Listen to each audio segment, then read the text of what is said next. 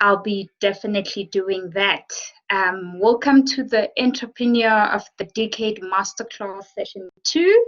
Today we will be focusing on innovation and creativity with Dr. Manoj Chiba. But for now, I would like to just welcome all the delegates. I just want to say to you guys, sit back and relax. If there's anything you couldn't do for last week, do not worry. We would finalize all of that be at the end of the session with me once the session is over. So for today, we will be having a couple of stretch legs, if not one at least. And one of our delegates, Lianka, wanted to lead that. She actually told me she's the physiotherapist, so she'll be showing us all the move, at least for one of those stretch legs, so that we are awake for the whole time in the session. My name is Mbali Dlamini, and I'm part of the team members at the Entrepreneurship Development Academy. And today I would like to welcome you for our second masterclass, and I'd like to invite you for the third one and the fourth one. And I say, relax, everyone is a participant here. So relax and use the chat box to either ask questions or comment or raise your hand if you want to, but I'm very sure that you're gonna be in good hands with Manoj today. And I'm so excited for the session. Just to be a little bit naughty for just like 1 second, for today, I'd like for everybody to either wave at me or open their video if, you know, they're so brave, just to say hello before we begin. Can we do that? I'm just being brave. I know the network might not allow, but if you can, please just open up your video. Can we? I want to see you guys. Ashika? Hello? Ashika, did you raise your hand? Hey, how are you? Thank you, Nicole. I know somebody was going to bless me. How are you doing? I'm so good. It's so good to just see a face. How are you? Can you all guys please bless me? If you can, just open your video and just wave at me before we begin. Just so we know you didn't open up your the session and left. Or just wave. Give me either a hand or just wave. Open up your video before we start. Hello, everybody, and welcome. Welcome, welcome. I see everybody's joining us, but unfortunately, we'll just have to begin because they're late. Yes. Thank you so much to all the reactions and everybody who's just waving. Ashika, did you want to say something? Hilda? Yes. Thank you so much. Sakile, you don't want to just, hello? Let us see that you're in the building.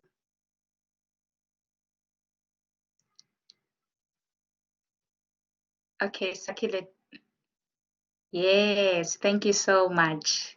Thank you, thank you. So I saw all the wavings and all the reactions. Thank you so much. Would like to start, Manoj. I'd like to give you the stage and for you to start the session.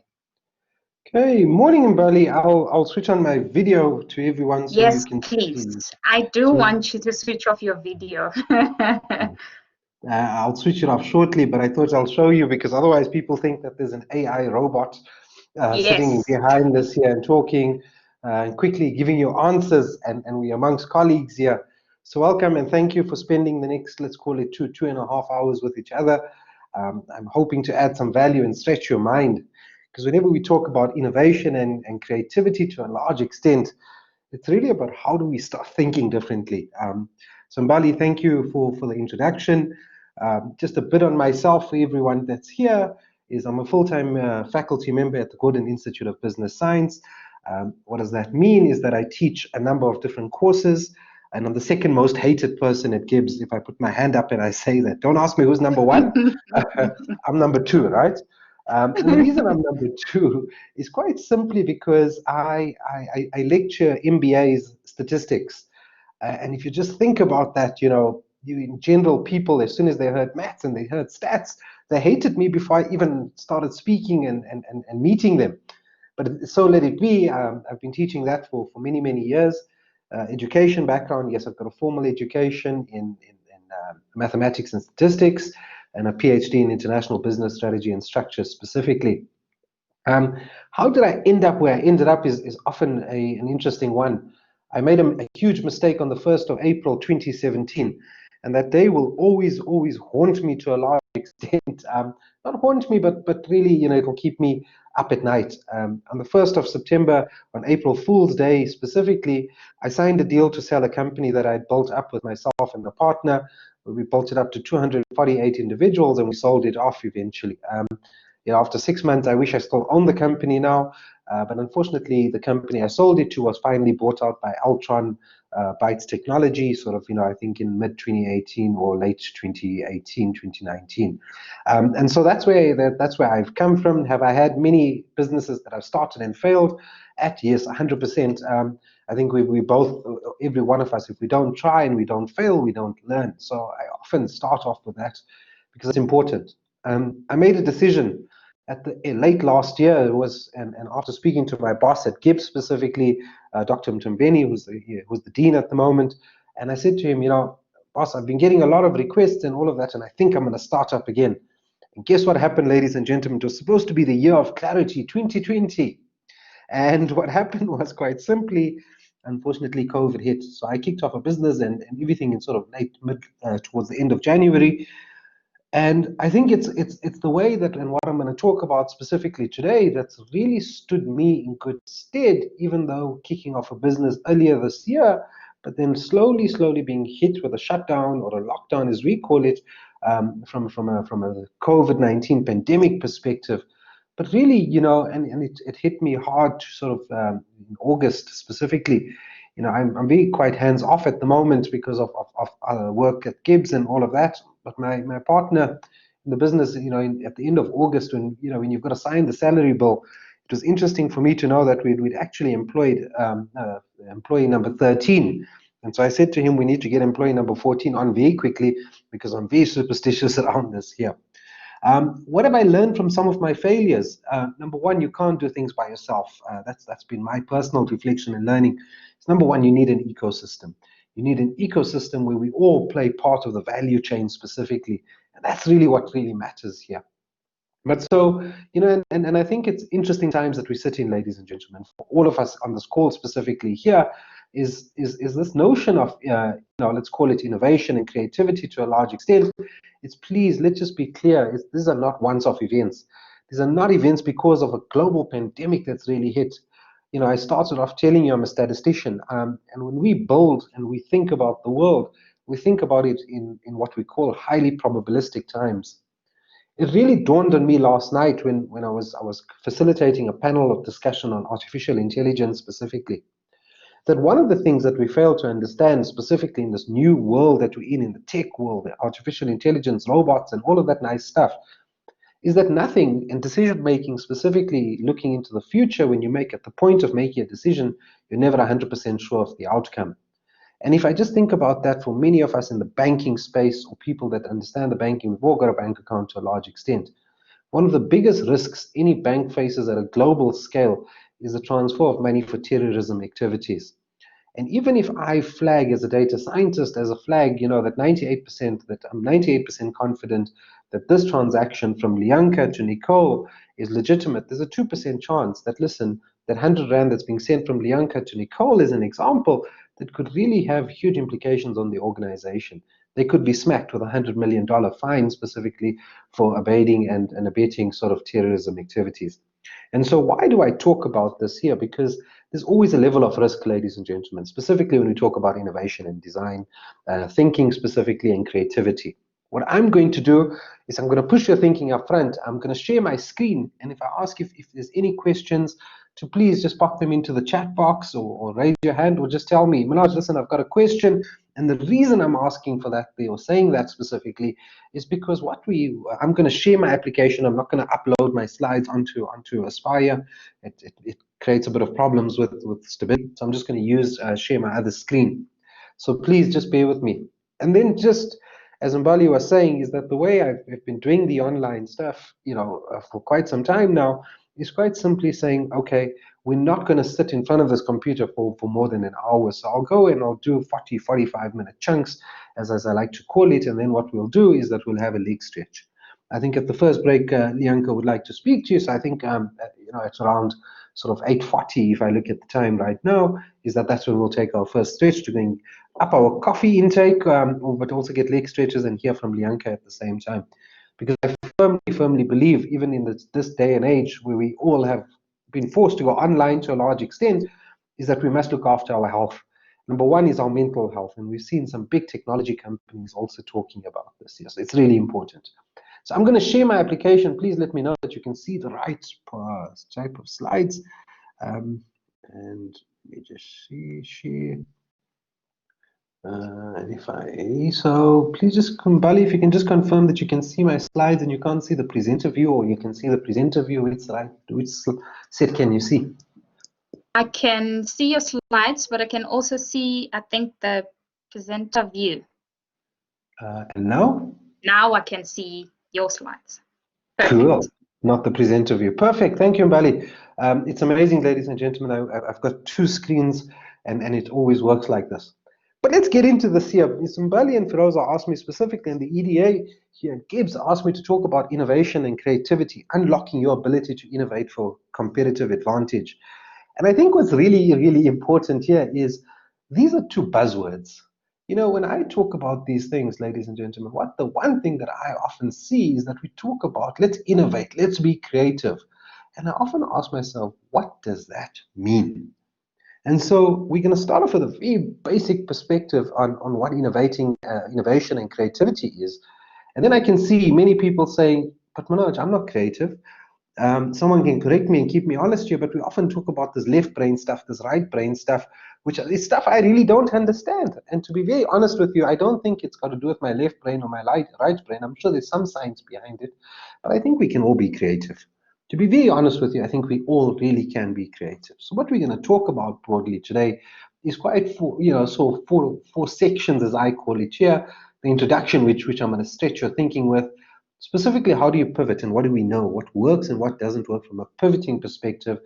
And then number two, which I think is really important, which is this market and environmental shift. I hate talking about it because I think we've overheard this right now. And I'm just gonna, if you don't mind, just stop sharing here, and I just want to switch off my camera. And I'll just share again. And let me share that. Share. Apologies for that. I just wanted to share. There we go. And so we often hear about this whole thing about COVID, and please don't get me wrong, COVID is really, it's real and something that we can't deny. But I think, I'm COVIDed out, if I can use that word and coin a new term, because I think what's happened is that we've seen a complete shift in the market. We've seen a complete shift in the behavior of you and I. And then at the end of the day, it's all about our consumers to a large extent. So what is that environmental shift that we're seeing? Because none of us, ladies and gentlemen, none of us operate outside of this environment. And so when we're talking about innovation and creativity specifically, we've got to go back to basics. Back to basics here. And I'll give you some context around this as I go through my slides as well. And then the big part of obviously innovation and design thinking, and then how do you start unpacking new opportunities to come from this here? And I really want us to be very focused and clear, is that new opportunities are always abound. You don't need a global pandemic to be able to force us to be able to start thinking differently. We should be innovating all the time. And I think that's really important to acknowledge. And what I really like about these sort of masterclasses specifically is that we get to see what works and what doesn't work. And then we see what are those trends for success. And when I talk about success, it's largely got to do with this thing called a competitive advantage. And we'll talk about that briefly right at the end to say, what is this outcome that we want in terms of competitive advantage? Because when I think about this term of competitive advantage specifically, I often think about let's fight. It's competition. And competition is that there's always a winner and there's always a loser. Unfortunately, that's not how the world works any longer. And we'll see that popping up specifically as well. And so I thought that we must start here. And I don't want this to sound like an academic lecture, but I think it's important that we all start off on the same basis here. In terms of what is creativity, what is innovation, and what is this thing called a competitive advantage. So I think a competitive advantage, and I just want to center us all on this definition specifically, is that it's really a condition or a circumstance that puts a company, and I don't want to only think about it at the company level, but also at an individual level. In other words, what gives you and I a competitive advantage? In other words, what puts us in a favorable or superior position? That's all it needs to be, a favorable or superior position. We can add the word business if we're looking at the organizational level as well. And then let's have a look at creativity quickly, which is really the capability or the act of conceiving something original or unusual. So how do we make stuff up, essentially, based on the ingredients that we have?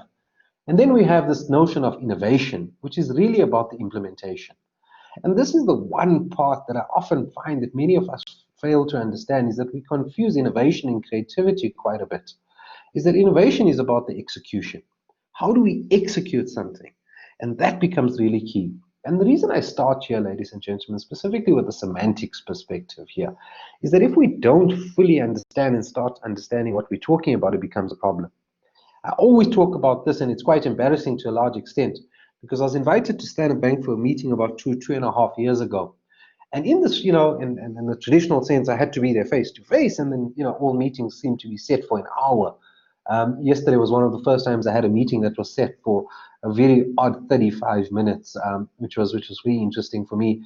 But the first time I've been in a 35-minute meeting in my diary. But in any case, the meeting was set for an hour. And what happened here, ladies and gentlemen, is that they started talking about this concept of ROA. And there's Manoj sitting in this meeting here with 6 or 7 people, and I'm nodding away, and I'm nodding. Every time they say something, I'm just like, yeah, I get it, ROA, got it. But at the back of my mind, I'm sitting and I'm thinking, how the hell does this relate back to what I think is return on assets? And this is why I think it's important to start with semantics and definitions, because we often all sit and we start talking about things, ROA. Meanwhile, I'm thinking return on assets. And just over 40 minutes into the 60-minute meeting, ladies and gentlemen, guess what happens? It only dawns on me then, the Standard Bank is not talking about return on assets, but they're talking about the rest of Africa. And I always talk about this after being laughed at quite a bit, because then all of a sudden I started contributing to the discussion. Because then I said to them, it's interesting that you talk about ROA, because when I come and I think of these acronyms of ROA, what I do is I think about return on assets, and I'm not there because I don't want to be the person that really, that you look at and say, how the hell does he not know this stuff? Meanwhile, at the back of my head, I'm grappling with 3 simple letters, R, O, and A. So it's really about creating a common base of understanding. And I bring this up because it's purposeful for the lecture, but also what we don't really understand here from this perspective is that how does our market perceive us? When we talk about acronyms such as ROA, do we make some basic assumptions? Oh, the market understands ROA. Do we understand that? And if we don't, if we can't communicate it really crisply and clearly and simply is critical for me. And this is when I hate talking about this, but one of my favorite companies is a company called Apple. And I'll talk about them shortly, but why are they my favorite company? Not because of how much their market capitalization is. I mean, let's be honest, ladies, all of us here on this call specifically, is that Tim Cook could come to South Africa and buy and go speak to President Cyril Ramaphosa. And because they own a bank now, which is backed obviously by another company, but there's Apple, which is a single company, their market capitalization is bigger than South Africa's GDP. Let that sink in. Because he could literally go to Cyril Ramaphosa and buy South Africa out. 56 million employees and a lot of output that comes with this. So I think we've got to be clear on where we sit. But why do I like Apple? It's simply because of simplicity. It's the one thing that Steve Jobs did extremely well, was create a phone that was simple. And when I say simplicity, he was one of the first companies to take away all this clutter of buttons on a phone. When all of us thought that that's what we want, he said no. He wants simplicity. We often confuse simplicity with elegance. And we've got to be clear, he wasn't going for an elegant solution, he was going for a simple solution. Not simple for them to produce, but simple for the end user, which is you and I as a consumer. And the reason I bring this up here again is because there's a box of pain. And us as entrepreneurs that are sitting on this call, specifically the box of pain, we have an option. Do we take that box of pain and pass it over to the consumer, or do we absorb that pain and come up with something completely new, as an example? So I think this, just to give us a basic understanding, I see, Lianka has put in the chat here that, yeah, if we don't understand or we don't ask, we just won't know. And I think it's important, right? So I'll embarrass myself there a little bit, unfortunately, right? And therefore, can we all be creative?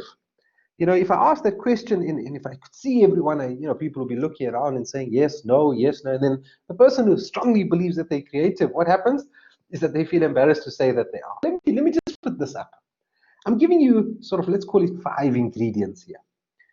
Chicken, beetroot, some mayonnaise, some rice, and potatoes. Someone's going to tell me, Manoj, that's a lot of carbs there. I want you to use all the ingredients here, plus an unlimited supply of other ingredients. And then I want you to name your dish. Okay, as an example, I've named it Biouf, and don't ask me to pronounce that second part of my dish's name, and that's what it looks like. So can we be creative? Let's assume that you're making a meal tonight, for supper tonight, for a person who's really interested in investing in your company. And that person's name is Jack Ma. No one's heard of Jack Ma. He is the founder of Alibaba. And so what we're going to do is, Jack Ma wants to really put this into you and say, listen, I'm coming over for supper and this is all the ingredients you have. I'm going to give you 2 minutes, or not even 2 minutes, let's make it a minute. I want to know, what are you going to make for Jack Ma, who's popping over tonight to supper at your place? And name it. Put it in the chat. Come on, let's get going with the chat.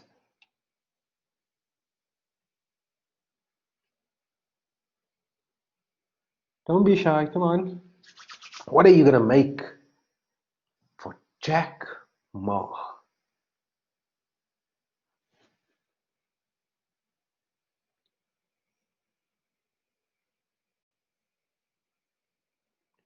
Come on, I'm not going to call names out. Put it in the chat. Place it in the chat. What are you going to make there? There we go. Bianca, chicken marinated with mayonnaise, beetroot, and salt, and call it Mama Jack's chicken. So you've got Mama Jack's, Lianka. Thank you. Who else? Come on. It's no one really important. It's just Jack Ma.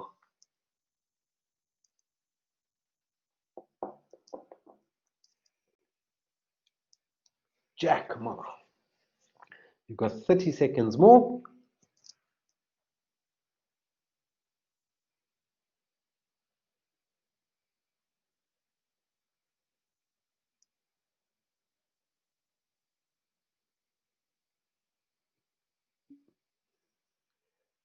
Ooh, he'll like that. Chicken mayo delish. Does it include my rice and my potatoes and my beetroot?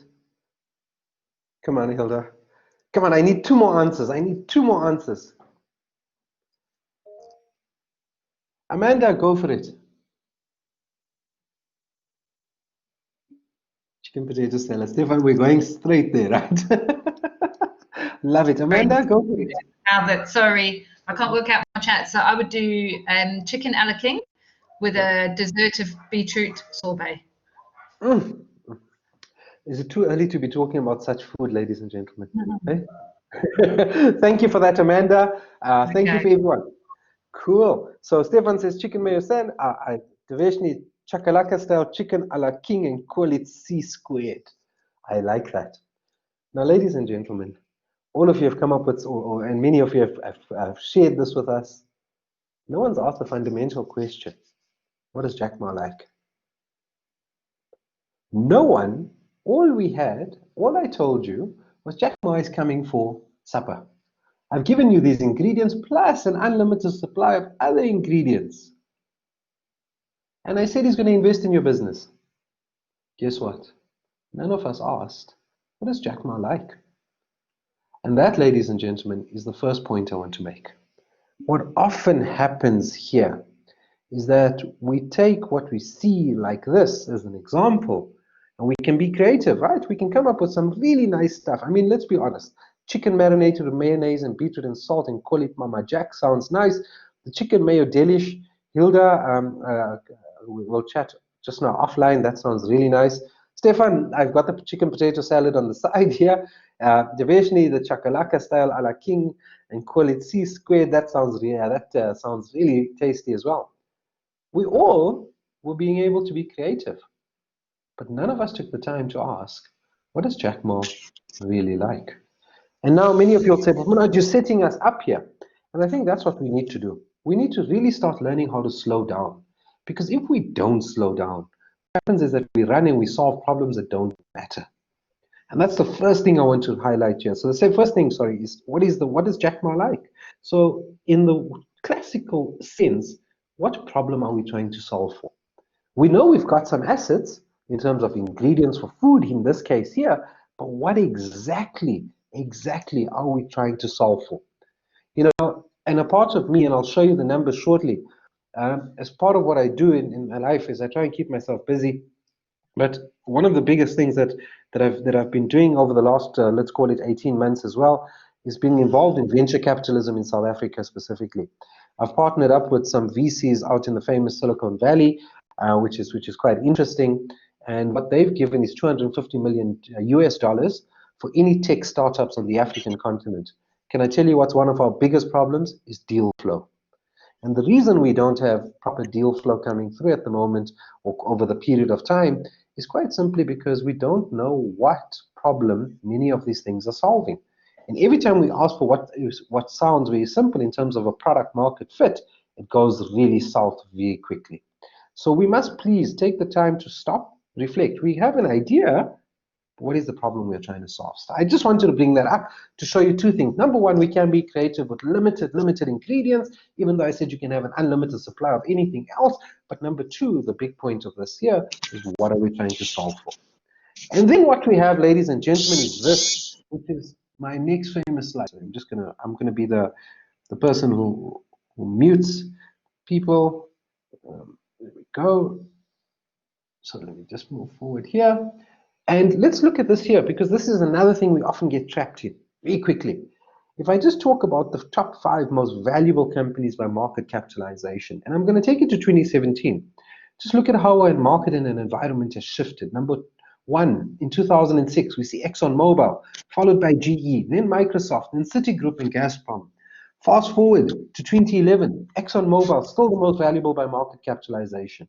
Then we see Apple popping up there. So we see Microsoft drop off, but we see Apple coming in 2011.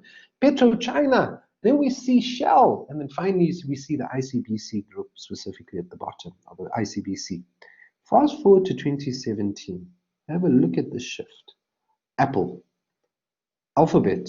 We've all probably used one of Alphabet's products in the last 24 hours, and that's called Google. Microsoft. A clear story of great leadership. Satya Nadella, who took Microsoft up back into where its big position. Amazon, Jeff Bezos. Ladies and gentlemen, Jeff Bezos is still one of the richest people, even after losing half of his wealth. And then we know Facebook. And I think this is a fundamental shift. If I ask everyone here what is common amongst these companies that sit here right now, all these in the red boxes, many people will tell me, Manoj, they're all technology companies. They're all tech companies. I don't disagree that they're all technology companies, but there's a reason why I put a red box around them. It's because there's two things these companies do. Number one is that they are data-driven decision-making companies. In other words, they get proper intelligence from the market. And then what do? Is that they say, okay, these are the types of products and services we are going to launch. Number two is that they create ecosystems. And when I say they create ecosystems, they try and tie you in. Let's be clear on Facebook's business model. Facebook, for me, has an amazing business model. Let's not talk about the company itself, but just the business model of Facebook. Let's be clear. For those of us that are still on Facebook, like myself and many people here, is guess what Facebook's business model is? There's a barrier to entry. Let's be clear. You need a laptop or you need a smartphone and you need an internet connection. How does Facebook make money? Facebook makes money by harnessing your and my data. That's what it really boils down to. So let's be clear. Manoj, every morning you bought a smartphone with your money. You use your data because I pay for that directly or indirectly. I'm paying for the Wi-Fi at my house or the data on my phone from my service provider.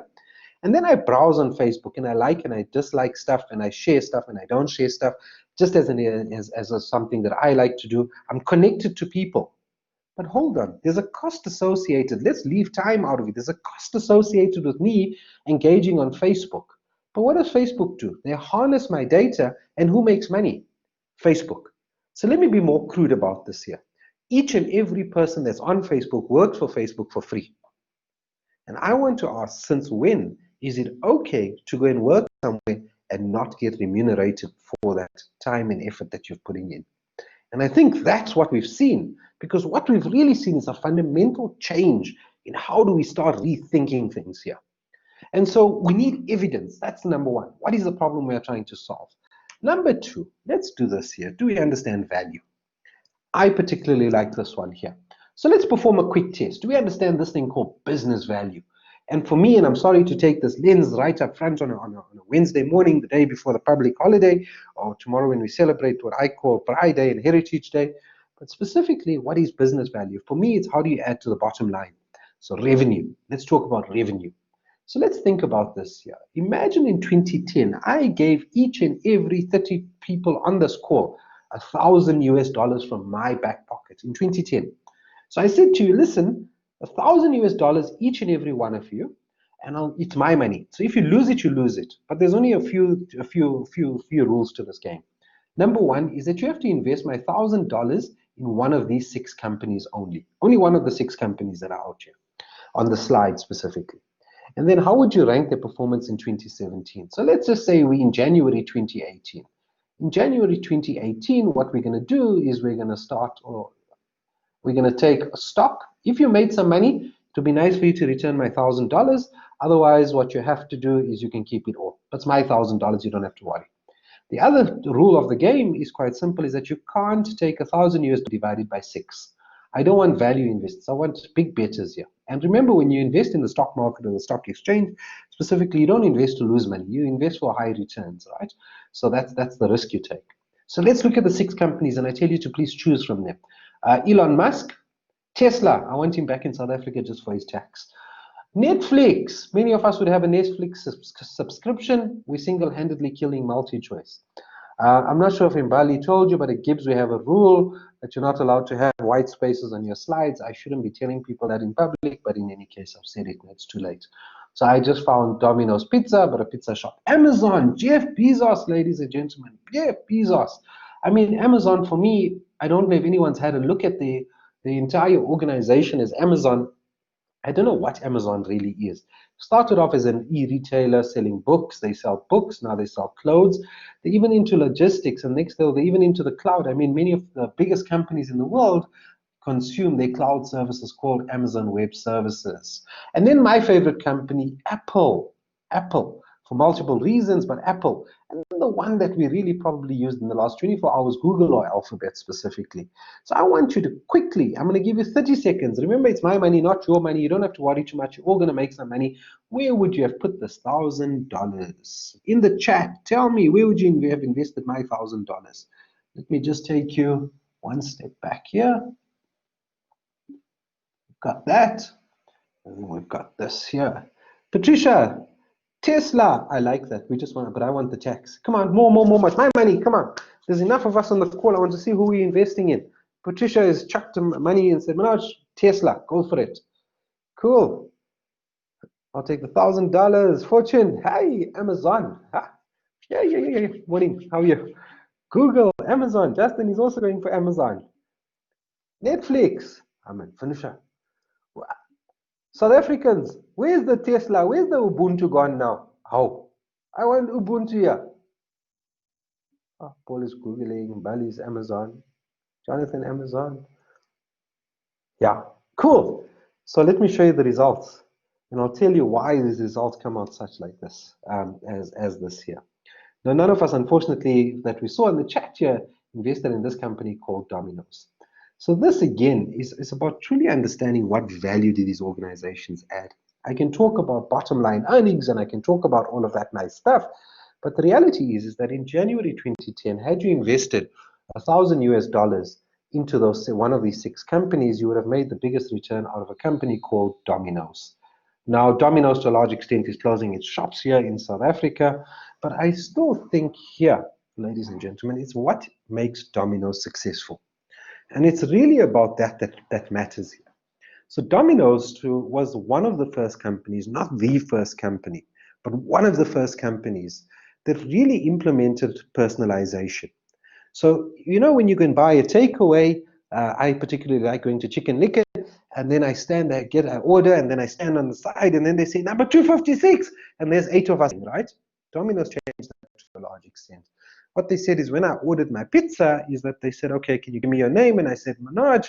And they said, yeah. And then I said, okay. And they put it on a screen, Manoj can pick up your pizza. So there's the chances of there being many Manojs all ordering at the same time in the same store is very slim. But that was the first thing that they did. But number 2, what they did then is that they said, okay, what they noticed is that many people, when they're ordering a pizza at Domino's specifically, is that they don't stick to the menu. They're either adding or subtracting some ingredients off the pizza. So what do they say is, okay, now I know there's 2 types of people in the world, those that like pineapple on the pizza and those that don't like pineapple on the pizza, right? So the pineapplers and the no pineapplers. So I'm going to be the no pineapple person because I think it's a fruit, it shouldn't be on a pizza, but that's my personal opinion. So what they said is, okay, Manoj, when I walked into Domino's, I said, listen, can I please have a margarita with some chorizo? Can I put some bacon on there? Can I please put some chicken on there? Can you put some extra mozzarella cheese and whatever ingredients I wanted and some avocado because it's in season, let's put it in. And then they said, okay, sure. And they called that the Manoj pizza because it was just my name. So if I was the first Manoj that ordered that type of pizza, they labeled it the Manoj. And it was quite unique to me. And this is where Domino's made a huge, huge impact, is that I could go to any Domino's anywhere in the world and order the Manoj pizza, and it would have my ingredients without me having to rattle off all the ingredients that I really like on a pizza. Simplicity, taking the pain away from Manoj having to remember. Now let's be clear, Domino's may or may not make the best pizza, but taking the pain away from me remembering what I like and what I don't like. That's the first part of it.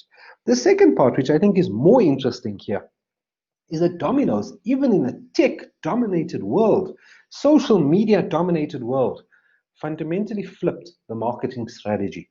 What they said is that they incentivized me as Manoj. They said, Manoj, this pizza of yours, if 10,000 or more people buy it, so 10,000 or more people buy this pizza of yours, so 10,000 plus people buy this pizza, we will start paying you royalties. Guess what? Everyone, everywhere, was eating the Manoj pizza. Simple things, not big things, simple things. And if you think about this, it's not one of these new companies that are really pushing the envelope. Amazon, Tesla, Apple, Google, none of those companies, but simplicity. Using what they currently have differently. Did they do anything different? No. They always had a database, and all they did was tap into their database. What problem were they solving is that they realized instead of them changing their menu, we can save what people's preferences are. Quite simple. And that's when we see the value of a company such as Domino's. Anyone that is invested in here, we would have seen a $20,000 return. Please don't get me wrong, there's nothing wrong with any of these other companies here, but if you invest in the stock market, this is what you expect, big returns. So I thought I'd bring that up because we've got to fundamentally shift our way of thinking. Word of mouth marketing remains powerful, an extremely powerful end. And that, ladies and gentlemen, really brings me to what we've really got to start dealing with. This notion of we've got to embrace the madness. Let's be very clear with each other. The environment within which we all operate right now is ambiguous. None of us truly know what's happening here. This is extremely important to understand. Because when I say the madness, it's what is really happening. No one that I've spoken to can make clear sense of what the future looks like, never mind in 6 months' time, but right now in 2 to 3 months' time. We've got to embrace this madness, this hyper change that we're seeing out there. And unfortunately, ambiguity, not COVID-19, ambiguity is the new normal. And what does that mean? We really don't know. Now, some of you may like the car. I just found it quite strange when I saw it for the first time. But ambiguity is the new normal. But for some of us, ambiguity looks like this. And for others, ambiguity looks like this. But for others, this is normal. And why am I showing you specifically this ambiguity and this ambiguity? Is because we've got to start dealing with the market that is not clear for any of us. Get comfortable with ambiguity. Get comfortable with the fact that we don't know everything. Because those that are comfortable with dealing with some uncertainty, some ambiguity, are the ones that are really going to be the winners. It's the first time in recent history, and I don't talk about industrial revolutions, because unfortunately, when we talk about the fourth industrial revolution, within 5 kilometers from where I'm sitting, and I'm sure within 5 or 6 kilometers from where you're sitting, in a radius, guess what? There are people in the first industrial revolution, the second, the third industrial revolution. For us in South Africa specifically, only 38.6%, and it's a real number, 38.6% of people have access to the internet. Only 38.6. The world average, including South Africa and Africa broadly, is at over 55%. And that is a problem. When we don't understand and we talk about the fourth industrial revolution, unfortunately, 60% of people in South Africa are still sitting in the third industrial revolution. They don't have access to the internet. How do you get connected with opportunities if you don't have access to the internet? And we can talk about why that happens. And the reason that that largely happens is because of our attitudes, individual level attitudes. And why do I say that? Many years ago, we looked at the city of Cape Town, Braamfontein, and the city of Tshwane. And I was asked specifically to have a look at what people are using the free Wi-Fi for. And we know we've launched new free Wi-Fi zones again. And people were complaining, I think at the time, it was about 50 megs that they were getting for free per day, per device. And they kept saying, no, that's too little, too little, too little. Guess what? When I dug deep and I compared South Africa to Kenya and Rwanda, Tito Mbaweni's favorite country, Rwanda, okay? What did I find out? Is that in South Africa, in Braamfontein, the city of Cape Town, and the city of Tshwane, the 50 megs, the number one thing people were using the free Wi-Fi for was not for opportunities, was not for social media, or pornography. Pornography. Unfortunately, can you see where we see a behavioral and attitude problem? If we go to Kenya, what's the first thing that they were using free Wi-Fi zones for? Was for accessing education websites. And we see a similar trend in Rwanda. Don't get me wrong, the Kenyans also wanted to watch pornography, and so did the Rwandans, but at number 15 and number 16. In South Africa, when people accessing education websites, only at number 11 and number 12 specifically. And so when we're dealing with this here, we can't paint everything with a broad paintbrush. Because when people tell me that we're sitting in the new normal, and this is what we're dealing with here, real hustle and bustle to a large extent, this is normal for some, abnormal and ambiguous for many of us. And I thought I must show you that. And then we've got to deal with this last thing here, and then we'll take a leg stretch quickly, is this notion of how big is our market size. You know, we often talk about this, and you and I will both know this on this call, because that's important for what we call a product market fit. Really important. Product market fit still remains important. And this is the one number that I particularly like, because it's number one, a round number, so I know it's wrong. Every time someone gives you a round number, ladies and gentlemen, be careful. It's obviously, it's most of the time wrong. But this is the one thing that I've often seen, is this notion of 300 million middle-class Africans. Therefore, Africa has got a huge market. I'm still looking for 300 million middle-class Africans. I've been fortunate enough to have traveled through at least half the countries on the African continent, and I'm still looking for the 300 million middle-class Africans. Because what we don't understand when we define the middle class, and I use Kenya in this case as an example, is currently we have about 400,000 middle income and lower middle income earners in Kenya, growing to about 1.2 million over the next 15 years. What we don't understand is that the majority of Kenyans in the middle class group or the middle income group sit at the bottom end of the range. They're now vulnerable to economic shocks, pushing them back into poverty and out of the middle income bracket. Look at this. So when we develop our products, services, who are we aiming it at? We're very quick in the South African context, to talk about sort of demographics. South Africa is what I call one of the most diverse countries in the world, not from a racial perspective only, but from a racial perspective, from a gender or sex perspective. But number three, has any of us really and truly thought about the 11 official languages? That's what makes diversity. Diversity is more than just one dimension. It's a multi-dimensional construct. And therefore, designing a product or service for the South African market is infinitely difficult because you've got many, many, many things to think about. I speak to a colleague who's really Irish, and he's working and living in South Africa now for many years. And I keep telling him, and I keep saying, Thierry, you know what? It's easy to design for the Irish. You all look the same, you all sound the same. And guess what? You all like the same things. It's homogeneity. What we have in South Africa is heterogeneity.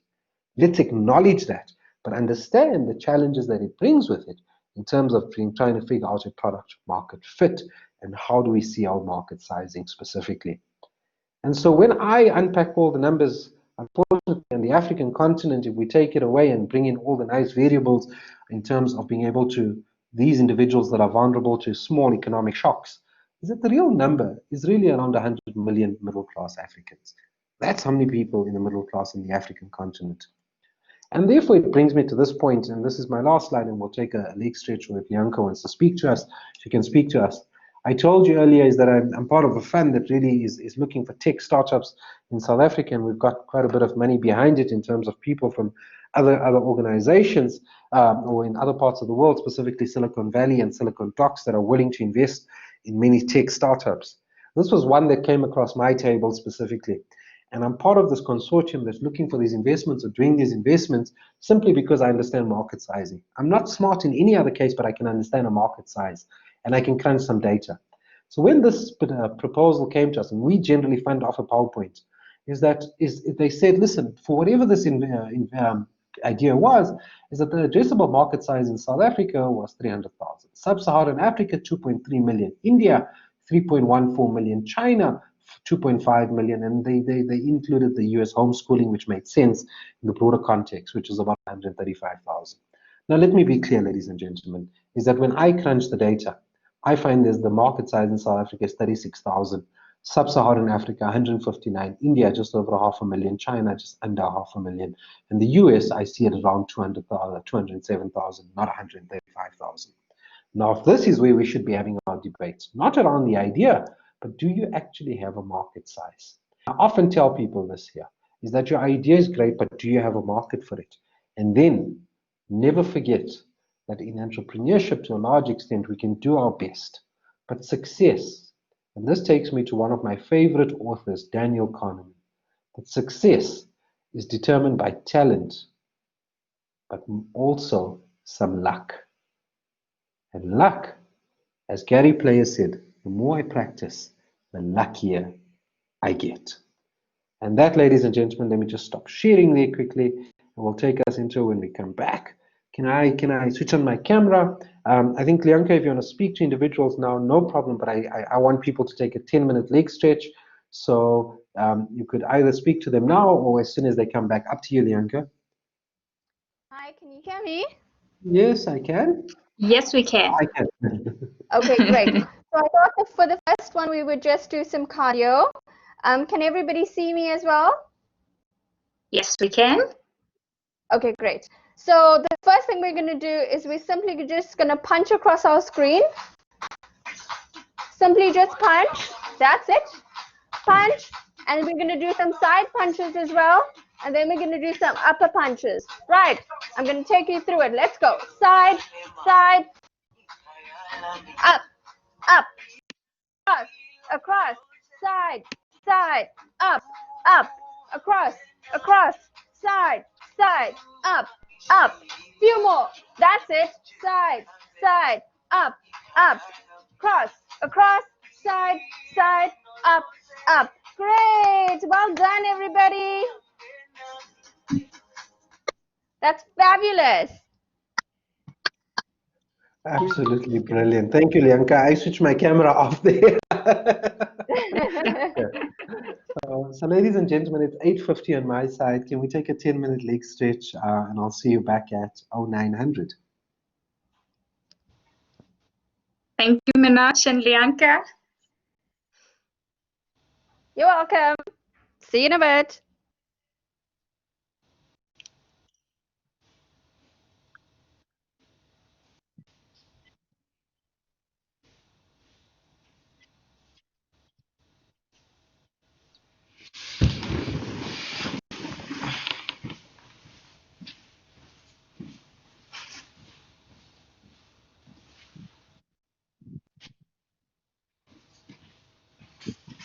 Beleza.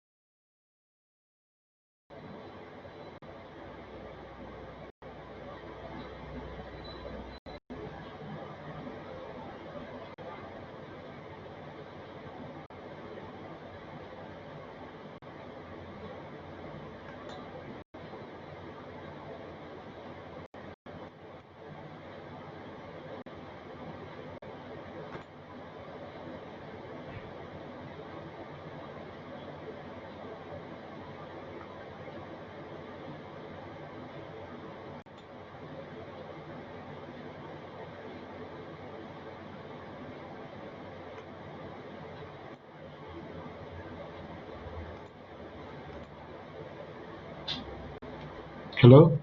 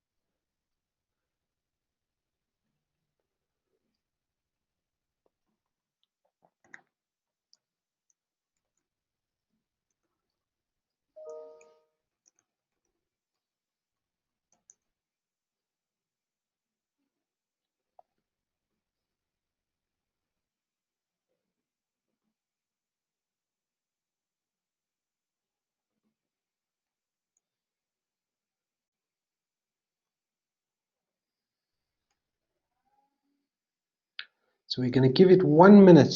1 minute. We'll kick off.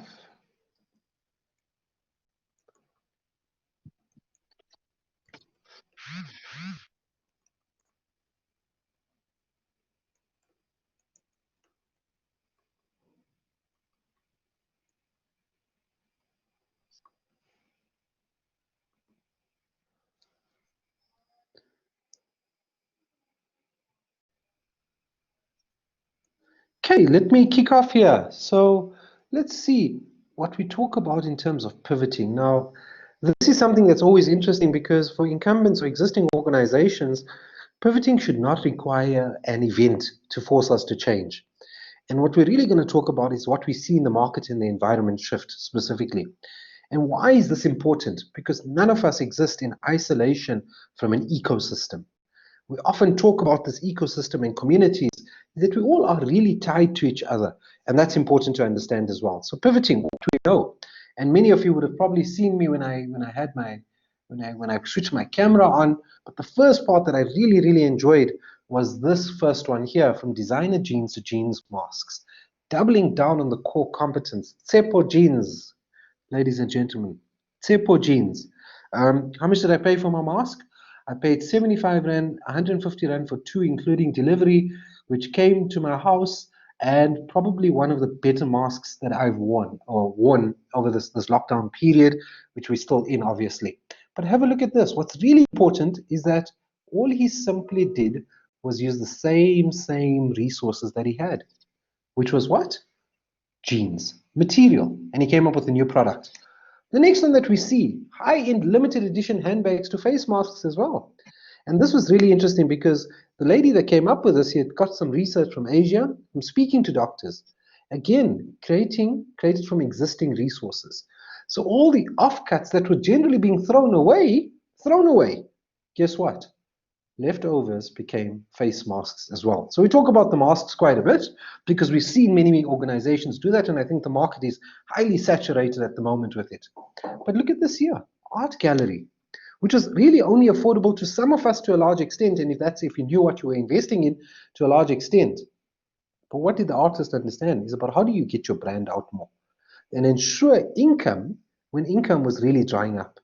Then how do artists view the world of color? And so what the artist did here, she was very awesome in doing this, is really explaining to people how artists view color, which really gave us some information. But she moved from a complete offline world, from arts, into the online world right now and continued surviving. And then this one really got me because this is the one I particularly, but I'm sure by now you figured out that I like food. That's why I probably look the way I look, and I have to gym triply or at least triple the amount that everyone else has to gym, simply because what happens in this case here is that it's really around I love cooking and I love eating. So look at this, a private chef. A private chef. Let's be clear, ladies and gentlemen. Let's be clear. I mean, I've got these aspirations of I want a private chef in my house. I want a house with 62 bedrooms. Don't ask me what I'll do with all of them. But in any case, we all have, or some of us have, these ideas of grandeur. And then I thought, wow, I have a private chef who did some virtual cooking classes. Look at this, healthy food using ingredients in the house. What do we take away? We've all got the resources. It's how do we recombine the resources? And what's really critical for me is something or a concept that us as academics often talk about in terms of dynamic capabilities. Dynamic capabilities. And what we see when we talk about dynamic capabilities is we all have access to resources. It's how we recombine those resources that really matters. So dynamic capabilities, sorry, it's taking me a bit longer to write out capabilities, but really what it's all about here is how do I use what I have differently? And when we think about innovation, when we think about creativity, it's less about the big grandeur idea and more around how do I recombine the resources that I currently have access to make something new or novel. Does it need to be new all the time? No, maybe it's simply offered in a better way or a better mechanism. Let's think of Domino's again. Domino's, pizza is pizza. Let's be clear and honest with each other. Pizza is pizza. The only difference is that at the moment I can order pizza on my phone, but I can't 3D print it off my phone and eat it yet. And I must use the word yet. I'm almost certain somewhere someone in the world is working on that. But have a look at that, how they moved and pivoted quickly. And then online business with food processing to delivering fruit and veg boxes. You get your supplies from small local farmers. Helps local farmers leveraging online business and know-how on food processing to be suppliers and deliver. About cooperation. The one thing that often gets me is when we talk about this notion of a competitive advantage specifically, it's about this whole thing about winner takes all, winner takes all. It's not about winner takes all. We've got to create an environment that's conducive for all of us, one that supports each other. And in terms of creativity and innovation, how do I leverage the resources that Catherine may have as an example to be able to say, how do we work hand in hand? Because let's be honest, it takes a village to raise a child. And that's what we've got to do, is we've got to build these communities, even in the day and age of where we talk about creativity and innovation. What problem are we solving and how do we solve those problems together? And that's why design thinking becomes really, really important. And then the last example here, which is an interesting one for me, was this gentleman had a company called myflexgym.com, which was really, you know, if you wanted karate lessons and then there were slots that you had to book and all of that stuff. It was working well pre-lockdown. And then what he said is, hold on. But how? Because of social distancing and everything else like that, in terms of being able to keep records of people who've come into your restaurant, all of that, why don't you just log on, find a table.co.za, book your stuff and move along? And I said to the gentleman, I think it's a great idea. 60% of people don't have access to the internet. Let's deal with what we know. And so how do we solve for the 60% of individuals who have no internet access? Now, when I say that, please don't get me wrong. I'm not saying that now we must all go and solve that problem. What I'm saying is deal with what we know. And that's important. And so when we talk about creativity and innovation for competitive advantage specifically, we must understand that pivoting doesn't only occur when we have significant events. When pivoting occurs, it should be occurring all the time. We've got to keep rethinking and reimagining our businesses, how we offer our products and our services. And we've got to start thinking differently, because guess what? It's the time when a big event such as a global pandemic may pop up that it really comes into use. Like I explained earlier, you know, and I'm sorry that I have to bring up this bell-shaped curve that many of us statisticians love to hate for most of the time. But let's be honest, the global financial crisis of 2008-2009 is what we call an outlying event. A global pandemic such as the COVID-19 is what we call an outlying event. In other words, these are not impossible events, they're just highly improbable. The problem that you have is when you build your business on what we call business as usual, this stuff here. Because when this event occurs, it wipes your business out completely. And therefore, when you build your business on business as usual, and if you're not pivoting all the time, you are prone to be taken out very quickly, either by a competitor, in an example where people are taking winner takes all, or an event that may occur. And please remember this, it's like the national lottery. The national lottery, if anyone is trying to do the maths, the chances or your probability of winning the national lottery is 1 divided by 49 million. That's the latest numbers. 1 divided by 49 million. You can then go and you can multiply it by 100 to get a percentage, but that number is so small. You have such a small chance of winning the national lottery, yet many people play it. And I often say the reason many people play it is because of hope. Hope of being able to win 10, 20, 30 million rand, whatever it is. When should you be playing the national lottery? If we think about it, in South Africa specifically, it's the poorest of the poor that play the national lottery. I don't know, I really don't know, ladies and gentlemen, how much is the lottery? Let's call it 5 rand per line, or 2.50 rand. Let's call it 5 rand for 2 lines. For 5 rand, you have an option. Let's be clear, and you can play the lottery many times during the week. Let's just say we want to play it on a Saturday. With the 5 rand that I have in my pocket, what do many people do is they make the trade-off. The hope of winning, let's just call it 10 million. They spend the 5 rand instead of buying a half a loaf of bread.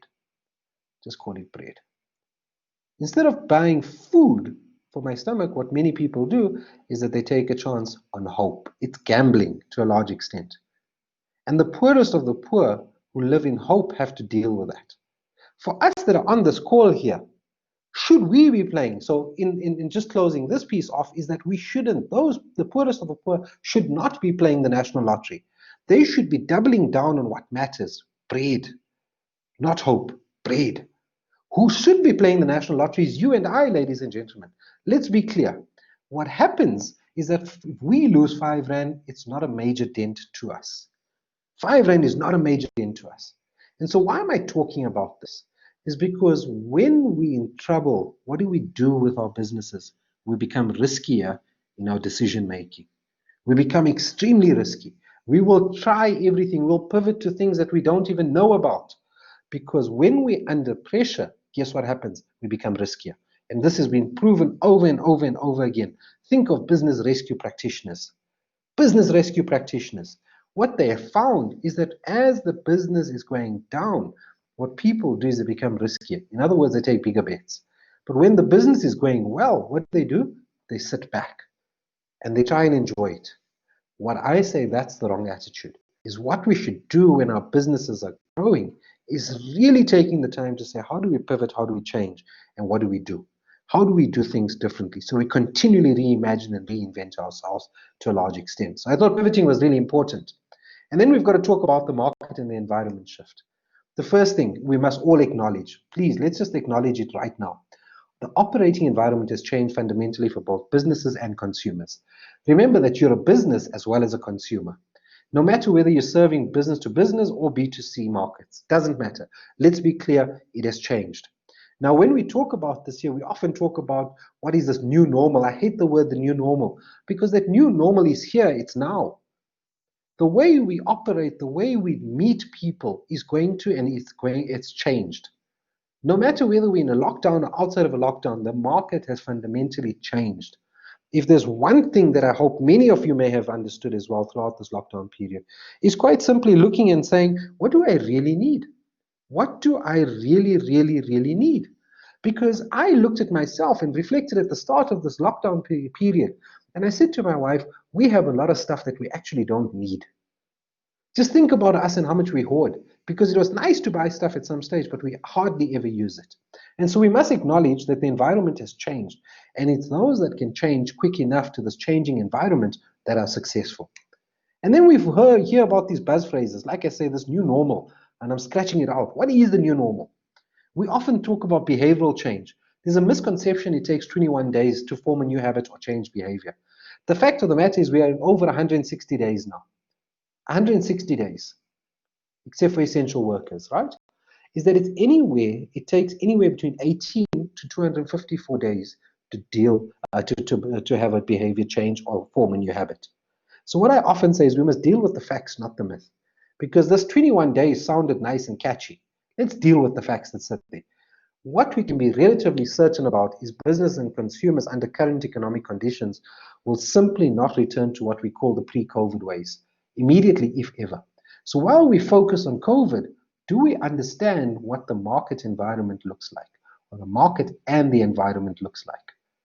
We can sit and we can hear about how much the Monetary Policy Committee changes the interest rate. What impact does that have? We're down 3% at the moment. How quickly will that be raised? But what is the problem with a down when you decrease interest rates is that inflation generally goes up at some stage as well. What happens when inflation goes up is that quite simply is that goods, products and services just become unaffordable to a large extent. Think of yourselves personally. Think of when you go and do a basket of goods. How much is that costing more right now? Think about how those things get affected. So when we often talk about the market, we talk about the things that make sense to us. Oh, the interest rate has come down. What is the flip side of an interest rate coming down? If we don't take the time to think about it, we'll miss the shift in the market and the environment to a large extent. And then this thing about uncertainty and ambiguity. There's definitely uncertainty. During, post, whatever we want to call it, we only know what we know right now. And the future is extremely, extremely uncertain. Let me be clear. I was supposed to have traveled now to Europe in October. And guess what, ladies and gentlemen? Guess what? The second wave has hit. It's hit. Now what do? It's that it's uncertain. I can't plan anything. All I can say is, yes, I'm available or I'm not available.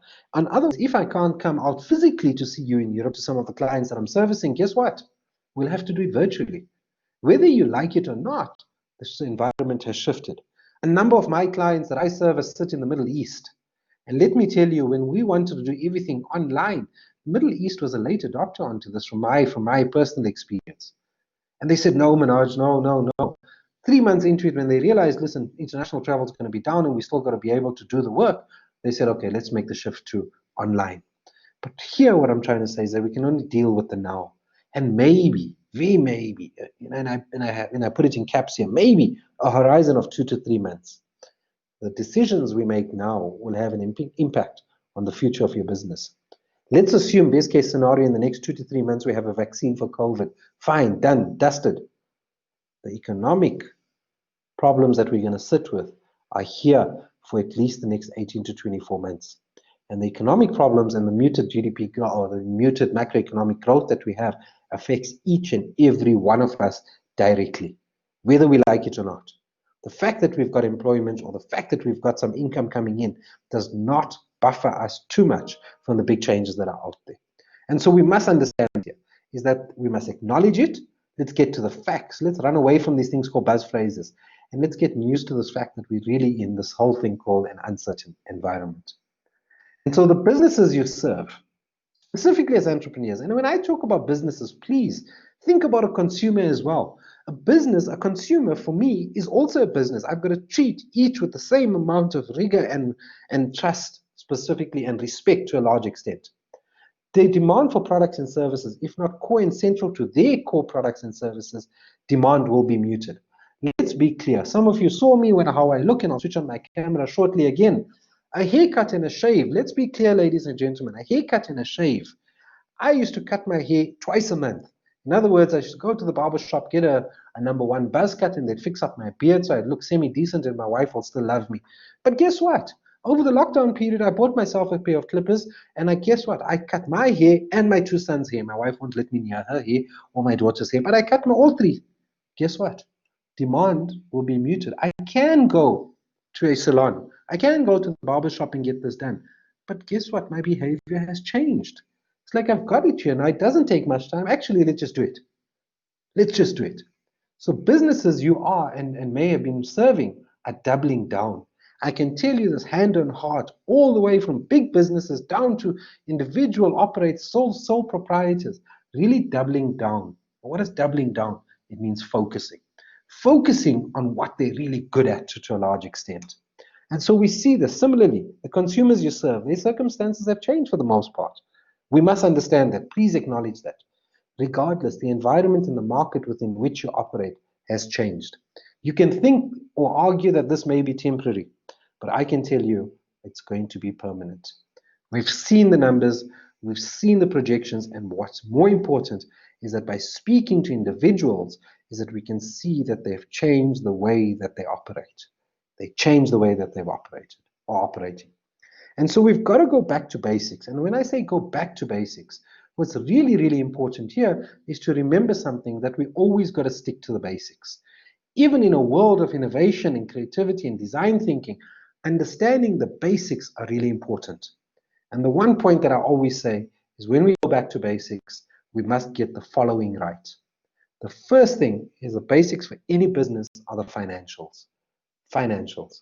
Before we even get into talking about innovation, design thinking, pivoting, and business models, you have to do a diagnostic assessment before any decisions can be taken. And I know it sounds very basic, but the number of organizations that I've seen and I've been a part of that have failed because of poor financial, getting the basics wrong, is a problem. It's really, really a problem. So don't be optimistic with your financials. Don't be pessimistic either. So I often hear about people talking about the glass half full, the glass half empty, and I often say also a third group of people that the glass is upside down. Well, I'm saying, can we just be realistic? If we're in trouble, let's just deal with it right now. Let's deal with the trouble that we have right now. And therefore, we must be realistic. But what are those basics? The 4 critical financial metrics, from my perspective, that are critical is number 1, your expenses. Expenses. Let's understand what's going out. What is fixed? What is variable? And then I often think people forget about the seasonal stuff. The seasonal. Because it is so small. Oh man, Manoj, my domain registration costs are 50 Rand a year. That's small. It's not going to make a dent. Don't forget. It's those small things that eventually will catch up and add up. Those small things. So think about your fixed costs, your variable costs, as well as your seasonal. And then your revenue. You should know this, the right price for the product or service. But what will this look like going forward? As an example, it would be really nice if I can think about a new type of model for gyms.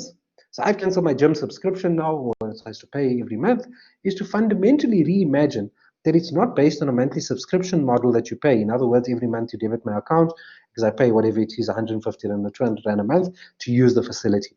It's time to reimagine that business model. Why?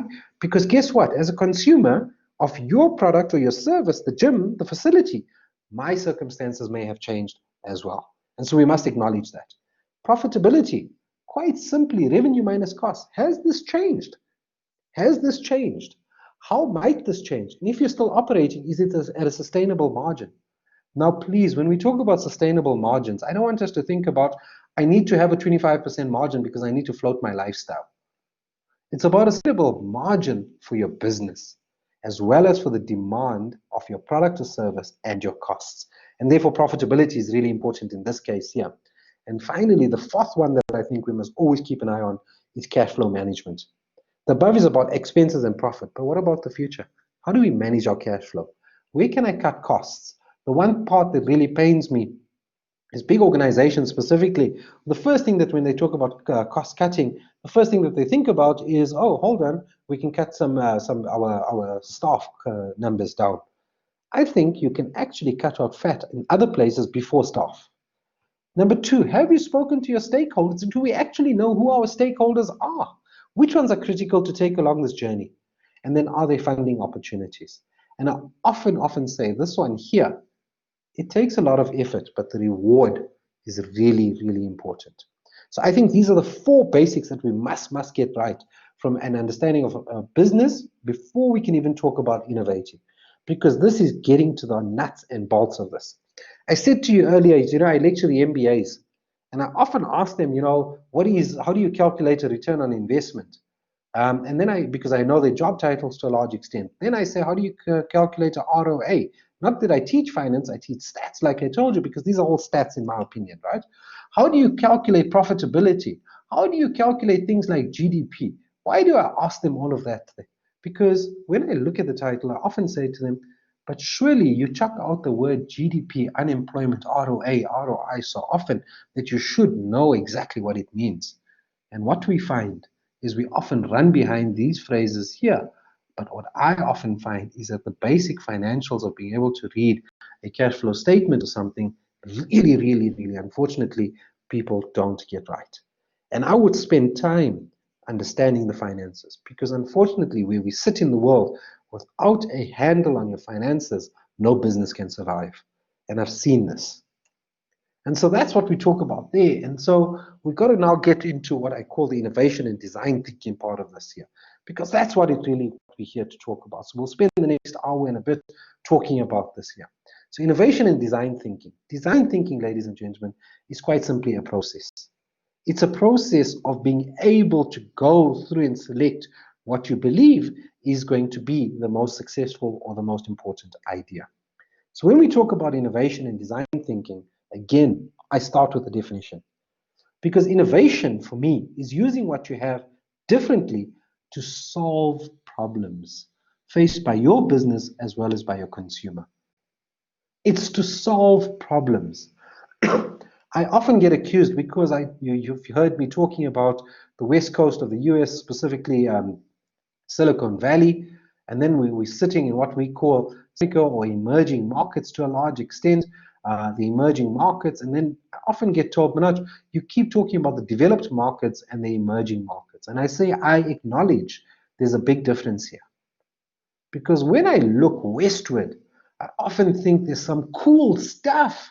Let's be honest with each other. It's cool to hear about robots possibly doing some of the mundane tasks. It's great. But when we sit in the emerging markets like South Africa, the African continent, India, Brazil, China to a large extent as well, in emerging markets, the way you make money or businesses are successful is by solving needs. Solving needs. If you can solve a basic need of the consumer or the citizens of a country, then you become successful. When you try and craft a market to create a new product or service, just creating a new market, essentially, creating a market, because that's what they do in developed markets. They create what they call new markets because they do things differently. They don't have the same problems as us. Silicon Valley, to a large extent, and developed markets, to a large extent, don't have the huge unemployment problems that we have. I'm a fan of Amazon Go. If anyone has seen it, you walk in, you walk out, you don't have to worry about a cashier. Why does Amazon Go work in the US? It's because they have a low unemployment rate. The low unemployment rate means that the business is constrained by the lack of people to work for them. That's the problem.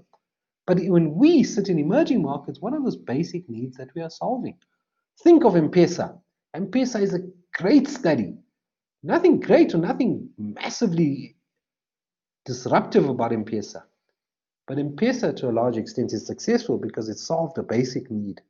need to send money from A to B. Why was it also successful? Let's be honest with each other. And I gave you the equation for success, which is equal to talent, which is you, plus some luck. M-Pesa, to a large extent, got lucky. Let's be clear with each other. When they launched in Kenya, it was when there was civil unrest, and people still needed to send money from A to B.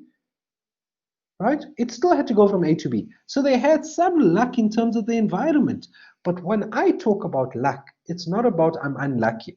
It's about leveraging this environment that you really have. So have a look at M-Pesa specifically. And then innovating means you need to use your ingredients, your resources in new and different ways. You never know. Never know. If I recombine things, how will they come out? So we solve problems when we are faced with them. Now let's be clear, as humans, when we have a problem, we solve them. We solve problems only when we're faced by them. We are all innovative, but more so when our existence is threatened. Think of it when you're going into battle or when you're threatened, is that your chest gets pushed out. You try and make yourself bigger. It's because we're getting ready for battle. So we're good at solving problems when we're faced with them. And I argue to people is that we shouldn't only be innovating and pivoting and using our creativity when we're faced with problems or our existence is threatened. We should be doing it continually. We should be challenging ourselves to do things differently. Because if we don't do things differently all the time, when we have to do things differently, unfortunately, it doesn't work.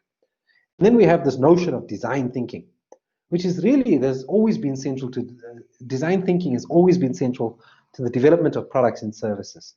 But now it's even more pivotal to innovating and reinventing your business. And don't think of design thinking as this massive thing. It's really just a process.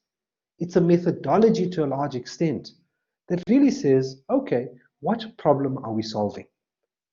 Don't forget my story about Jack Ma and the ingredients of the food that you've got to come up with. And really, really, that's important to understand, okay? Is to think, what are the problems that we're trying to solve? And design thinking highlights and focuses the mind on solving problems. And when I talk about this focusing on solving problems, I often think about my days in the corporate world specifically, is that I found that nothing focuses the mind better than having a simple key performance indicator. Manoj, your neck is on the chopping block. For this year, we want 50 million rand in revenue. Let me tell you, ladies and gentlemen, that focuses you. That forces you, just that number, forces you to start thinking and saying, how do I achieve my goal? And what problem am I trying to solve? And I can put my hand on heart and say design thinking helps that. It's really just a process. And when we talk about design thinking, we must understand that it's a solution-based approach to problem solving. Solution-based. Whether we do this thing through the famous words of agile as an example, with quick iterations, failing fast forward is the big one that I often hear. No one likes failing. Let's just be honest with each other. No one likes failing because it hurts when I fail. So instead of failing fast forward, what design thinking allows us to do is kill bad ideas quickly. So kill bad ideas quickly. And that's important here. So design thinking. A changed environment means your prior products or services may not serve those needs any longer, or possibly in the medium term. This has implications on the sustainability of your business. I know numerous small organizations or small businesses that are really now working on what we call hope. Manoj, the market will turn and then we'll become profitable again. We'll just sit back and relax for a little while. Don't wait, because if you're leaving your destiny up to the markets, you're going to fail. You've got to start rethinking and redoing things differently, or thinking of things differently. And so the changed environment to a large, coupled with tighter regulations, and we're going to see these regulations. And when we talk about them, please don't think about these just as COVID regulations. Globally, we're seeing regulations popping up that are going to become the new norm. It means that your consumers, businesses, and individuals' needs will have changed. To design products and solutions around this and this new constrained environment means you need to solve problems that matter to your consumer. What really matters? What really, really matters? And if you can find what really matters, that's what makes you successful. And what is design thinking? Design thinking is the first 3 steps here that we're going to talk about, is about empathizing, acknowledging, understanding, and trying to figure out what's happening. Number 2 is to define the problem. And number 3, which is really about exploring all possible solutions. And so while there's a 5-step process to design thinking specifically, we're going to focus on these 3 here, because those 3 are the ones that are critical to being able to get you off the starting blocks. When we're using design thinking, the process allows for the identification of new opportunities. Or what I often say is that if you use design thinking based on your current products and services, it gives you a new way or a different way to start delivering it. And that's important. So design thinking allows for new opportunities, but also for what we're thinking about in terms of new business models. You know, whenever we think about a business model, we often think there's only a few set that sit out there. And then we look at companies such as Airbnb and Uber as an example, and we think, oh, wow, look at those business models. They're absolutely innovative. No, they just thought about it differently. And the fact that you're making money out of your current business model does not assure you of success into the future. How do you fundamentally change it? As an example that I used earlier is my gym. Is that the fact that I've changed it because of the subscription model, maybe there's a better model that gyms could go to. Maybe it's a pay-per-use model. I don't know yet.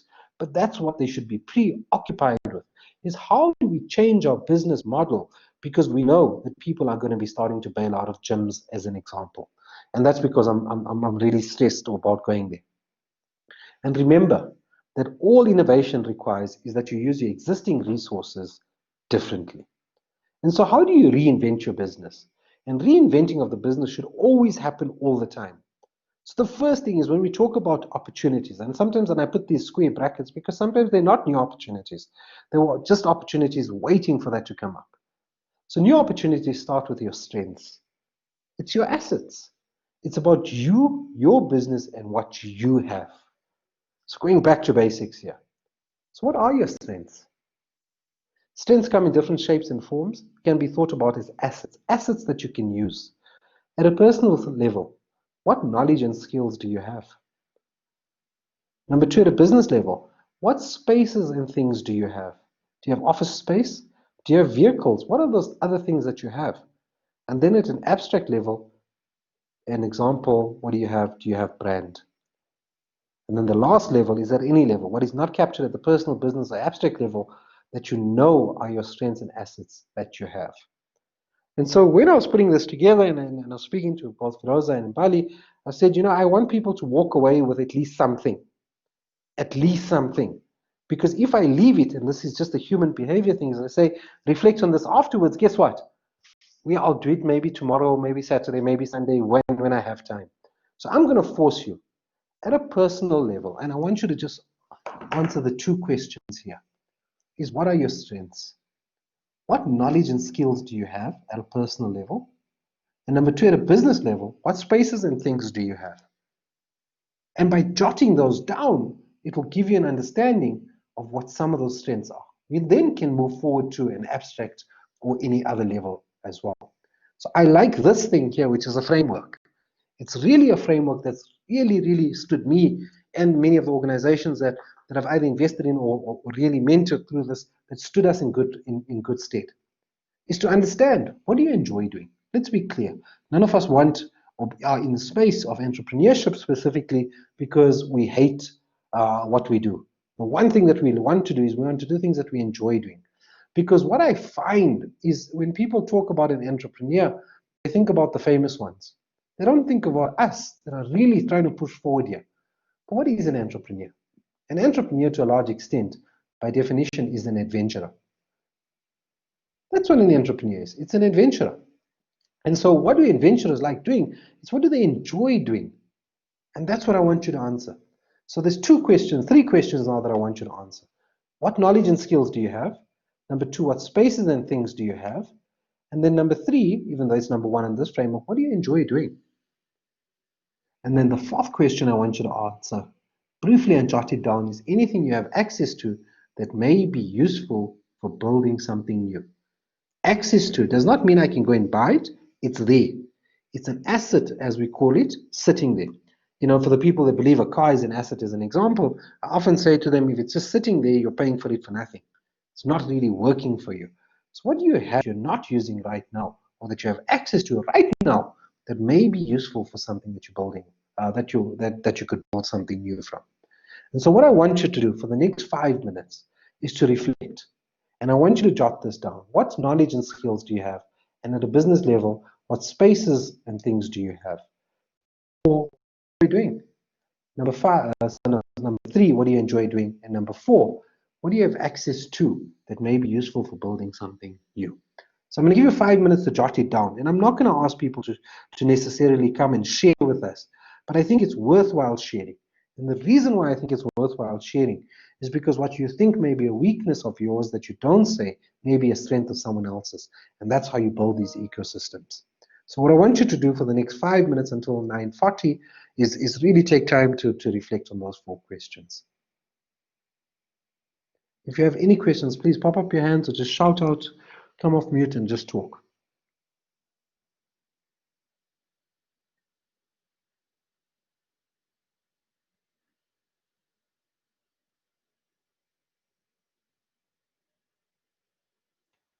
Thank you so much. I just had a quick comment / question.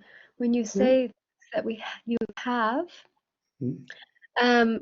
one of the things we have obviously are our skills, our intellectual capacity, our intellectual properties, all of those things. So you want us to also write down not just the physical we have, but our skill sets? So outside of skill set, because that would be answered by the question on the first one, right? Knowledge and skills that you have. So anything else that you have access to that may be useful for building something new. So what's the one thing that you wish that you had, Hilda?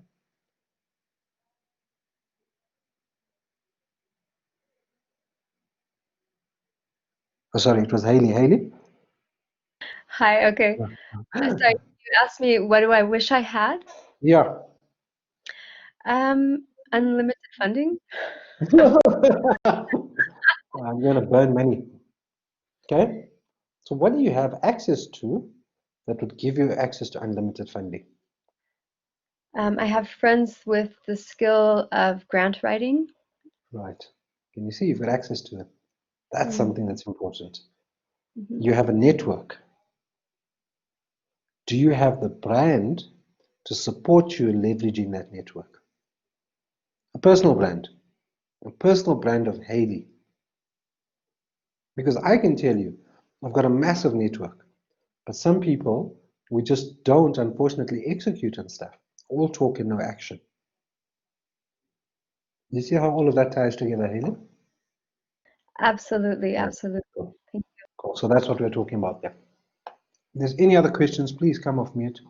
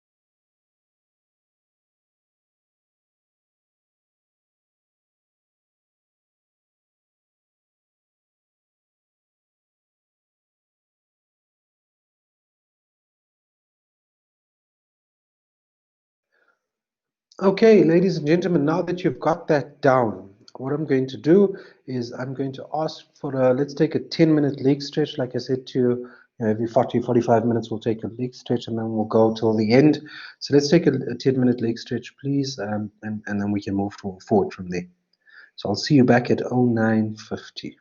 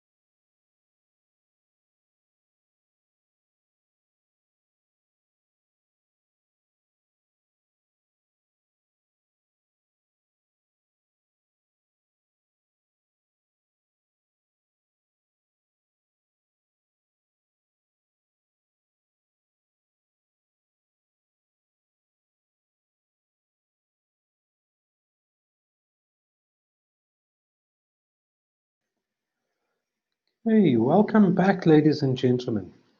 So the first point, and the reason I pulled up this framework here and I asked you to answer those questions, is really to give you an understanding of what available assets you currently have.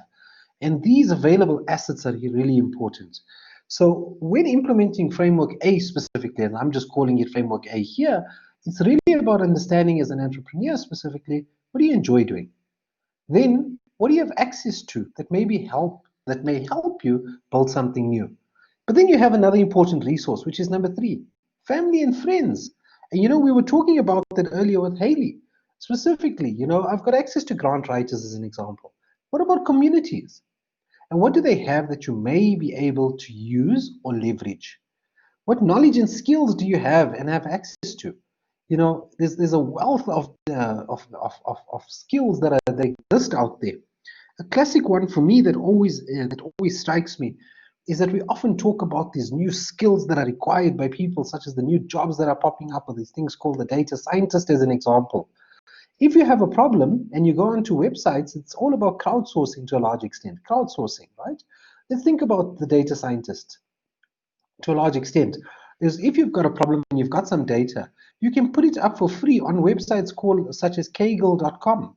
You can anonymize and make that data confidential. So it's K-A, my A's are not coming out well, but GGLE.com as an example. Go onto that website and have a look at some of the problems that individuals that you thought that you didn't have access to are solving at a global level.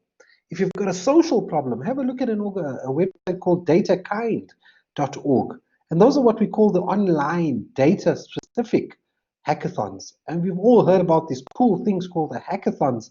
And these really pull together high skills quickly to solve a problem.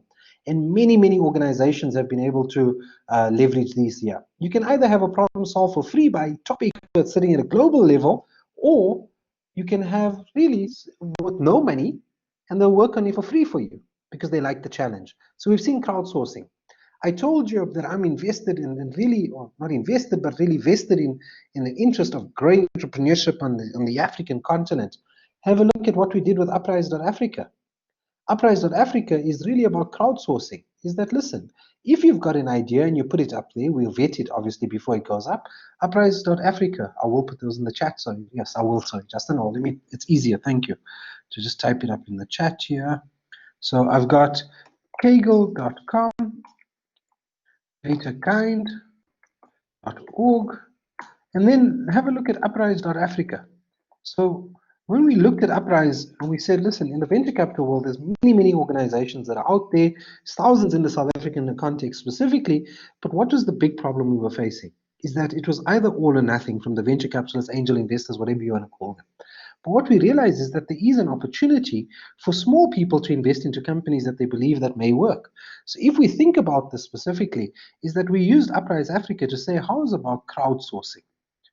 Outsourcing. And then we've seen the rise of things such as it just slipped my mind right now. But where you put up a prototype of your product as an example, and then you can sell it on the website, and then you can see how people are actually reacting to it. And sorry, the name will pop up in my mind shortly. But just thinking about that, there's various opportunities to test the market, and there's various ways to understand, will you actually have a market to sell your product or service to? Number 5, what spaces do I have? What real spaces do I have that sit out here? And when we talk about spaces, we all have a space. As an example, if we're working out of an office, how do we reimagine that space? And other tangibles that you have access to. I know that many big organizations right now are repurposing their offices. Some of them are even looking at how do we convert our offices into low-cost housing. And that fundamentally changes the ball game now, especially when the property market is muted as it is right now. Number 6, your brand and your marketing. Do people know that you exist? Now, I've always tussled and had a trade-off specifically with brand and marketing, because what I figured out is that you have to invest some time, not necessarily money, but time into branding. Think about your social media networks. How do you use and leverage that, even though it's a very small population, or a very concentrated population? Is that how do you start leveraging that thing that we all have access to for brand building and or marketing? And then number 7, which is really anything else. How and what do you have access to? What do you consider being a critical asset? Like as an example, I saw someone sitting in their car earlier when we were doing the physiotherapy exercises, and I said to myself, that's such a nice way to think about it. Right now, connectivity gives you access to this, but you've got an asset. And I use asset in quotation marks of a vehicle. How do you maximize the use or the sweating of that vehicle, as an example? Do you use it and repurpose it for different things? I have a gentleman who's a financial manager, ladies and gentlemen, a financial manager who said to himself, you know what, he's going to sign up to be an Uber driver. Because in the morning when he leaves, he can do 2 to 3 trips. In the evening before he gets home, he can do 2 to 3 trips. And he figured out on a Saturday afternoon, instead of sleeping, why don't I just run Uber? By running it 3 times a week, he's increased his own individual income. He's now got 4 vehicles that are being operated all day, but he started off very small. It's really about how do you reimagine the use of what I term those assets, even though traditionally we don't define a vehicle as an asset. So how do you redefine it? But what I hope is coming clear is that what's really popping up is that you've got to put in some hard work and the hard hours. And then we talk about this first notion in design thinking, which is really about empathizing. And empathizing here is that because you've acknowledged the environment and market has changed, and you now acknowledge that your consumers, individuals and businesses, have experienced the same thing. Acknowledge that some of those have changed by force. Let's just be clear. Let's be clear, ladies and gentlemen, is that much of the change that we see, unfortunately, has been done by force. No other option. Some have also had new experiences. Some have had new experiences and realized, no, I don't need what I thought I needed before. Acknowledge that individuals have reflected on what is important to them. And that is really, really important to note as well. Because we've taken the time over the period to say, what really matters to me? What really matters? Acknowledge that businesses have focused, and so should you for your business. They've now doubled down on their core competencies. Core competencies. What is the core focus of what we are trying to do? Because we're not running after fleeting projects any longer. Those nice to haves are no longer there. I often said that the fat in the system is now completely gone. And acknowledge that individuals and businesses don't have the spending power like before. And I don't talk about this in the context of a pandemic, is that I talk about this in the context of looking forward. The spending power is going to be muted because I can tell you what we learned from the 2008 and 2009 crisis is people fundamentally shifted. Many, many people have shifted. You may not have shifted. That doesn't mean other people have not shifted. But people became more spend conscious. And that becomes important to understand in changing as well. And so empathizing means you've got to drop your assumptions and getting into the mind of the consumer. And the consumer, again, could be a business or it could be an individual. And so often I get asked, how do I get into the mind? You ask. You've got to ask. You've got to get out there and you've got to speak. We've all got access to the internet, which means that we've also got access to social media channels. Put up a poll on Twitter as an example. Tag people, follow them. All of a sudden, guess what? You can see and you can start empathizing on what people are really struggling with. If there's one thing I can tell you is we love sharing. Many of us that are on the social networks, we love sharing. So how do you empathize? You simply ask. Drop your assumptions. We often make assumptions that people don't know something or this is what they need, but we never go out and do an important point, which is validate. We never take the time to validate our assumptions. We don't take the time to go and speak to people. And why is validation really, really important when we're empathizing? Is because when we make assumptions about people, we've got to be able to say, was I right or was I wrong in that? And if we don't validate, we'll never know whether I was leaning towards being right or leaning towards being wrong. The problem that we do face, however, is that this thing here is all that happens is that we're scared to be wrong. And so validation is important. And how do you validate your assumptions? Is by asking. How do you empathize? Is ask. You don't need a massive budget. You just need to choose your channels. And that's it. And then I bring you this framework here.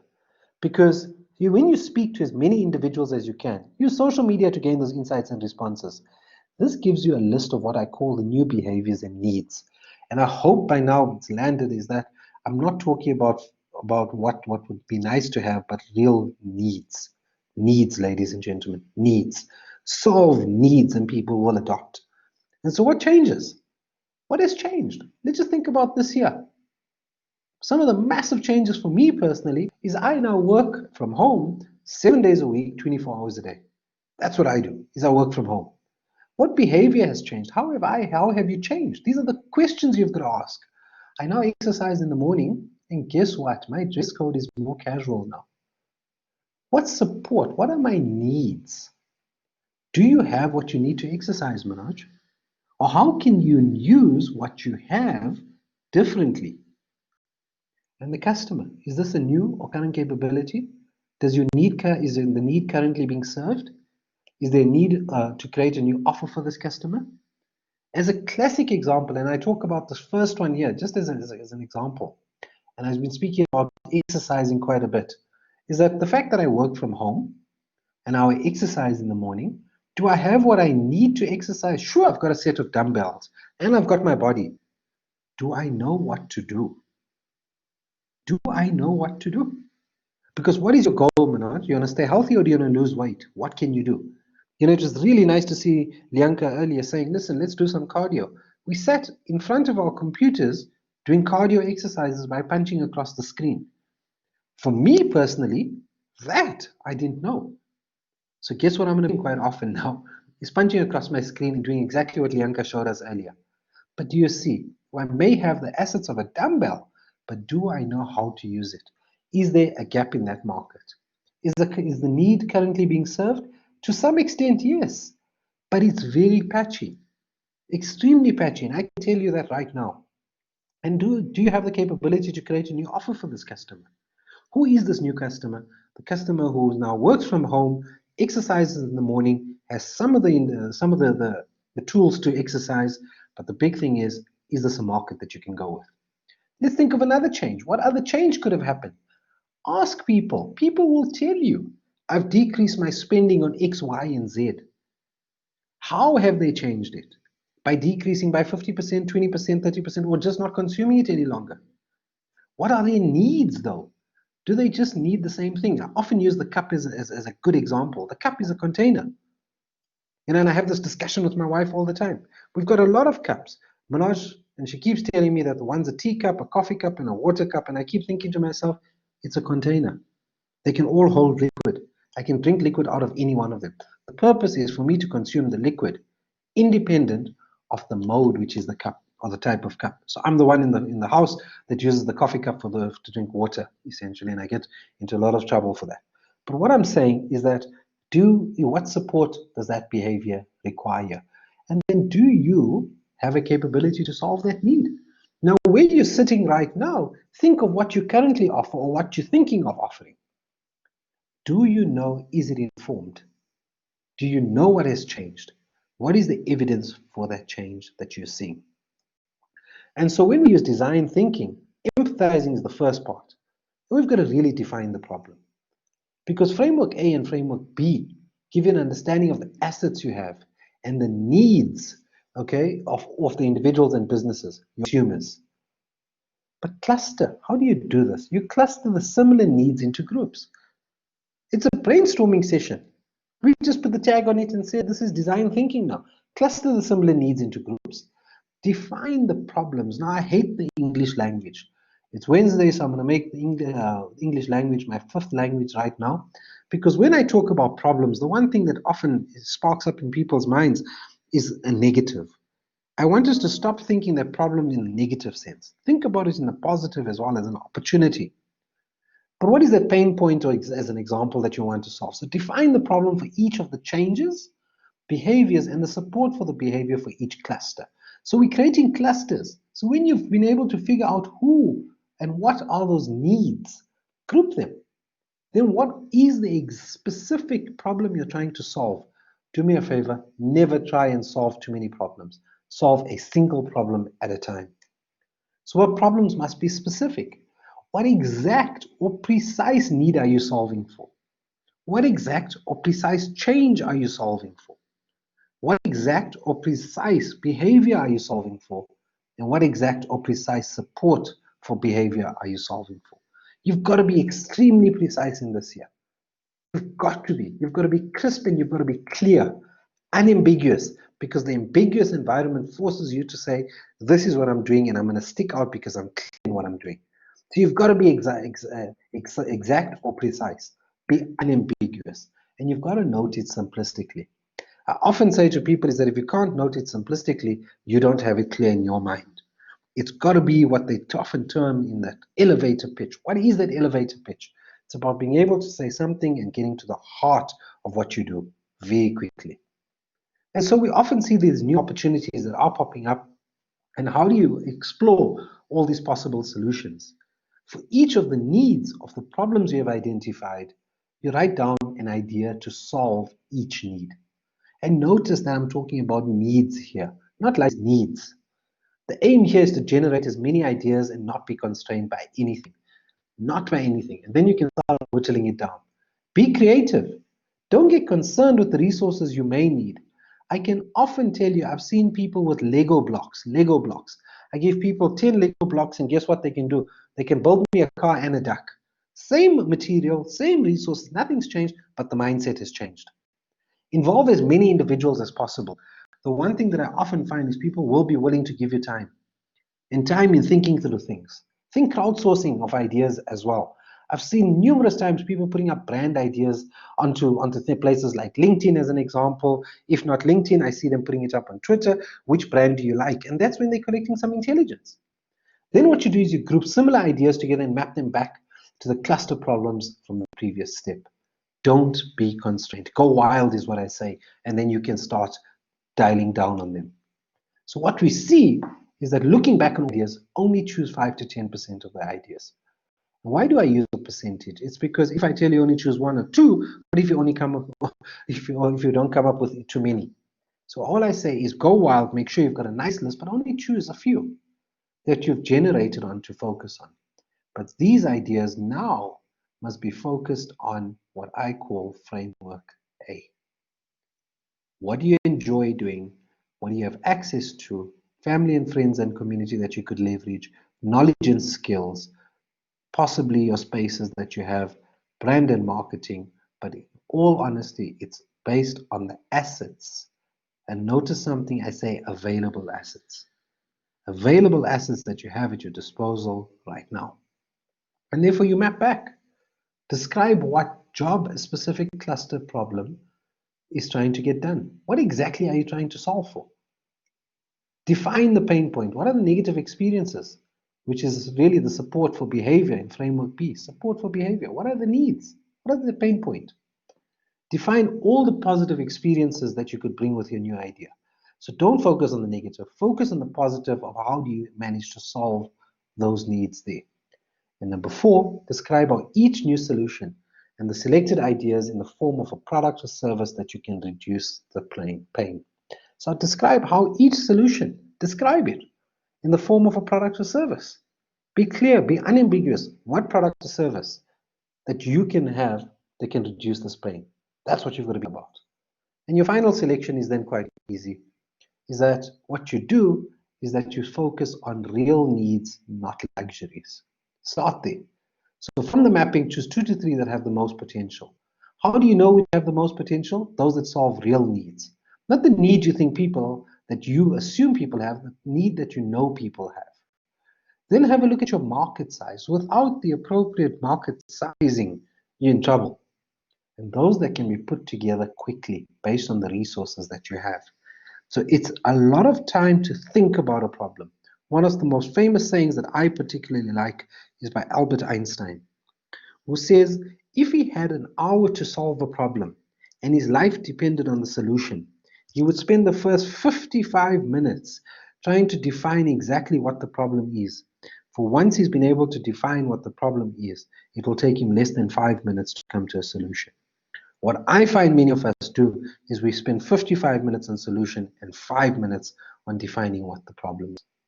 And then you've got to choose a revenue model. Please, we're in the game here, unfortunately, or fortunately, where we've got to make an income. So you choose a revenue model. Most individuals and businesses are being really spend conscious right now. So can you leverage a subscription-based model? How do you flip your current business model? Or can you use a consumption-based model as an example? So what I'm saying to you is you choose a revenue model that suits your consumer. When I say suits your consumer, is that it doesn't hit their pocket too hard. And that's important here to understand. And so to think of different ways to charge for your product or service. But when you're thinking about this, please don't forget you need to be sustainable as well. And in conclusion, which brings me to almost to the end here, and then we can take some questions, is that recall that pivoting must not only happen when we have an event. These are organizations that use the same resources differently. They pivoted. That's what they did. And what we know for common trends for success. For each of the small businesses that are thriving in a changed market and environmental conditions. Number one, they solve a need. Please be clear. It's about solving a need. Number two, they're all based on data or evidence, surveys, seeing other trends in other markets. Number three, they all leverage current skills and assets. There's nothing new. It's current skills and assets. They double down on core competencies just differently now. Nothing else. Number four, they're all focused on one or two aspects only, which is counterintuitive because what we often think is that we should put many eggs in many baskets. One should land, but what they do is they put 100% effort into one or two focused products or services only. Number five, they all leverage their existing ecosystem. Each individual business is a critical input into the final product or service.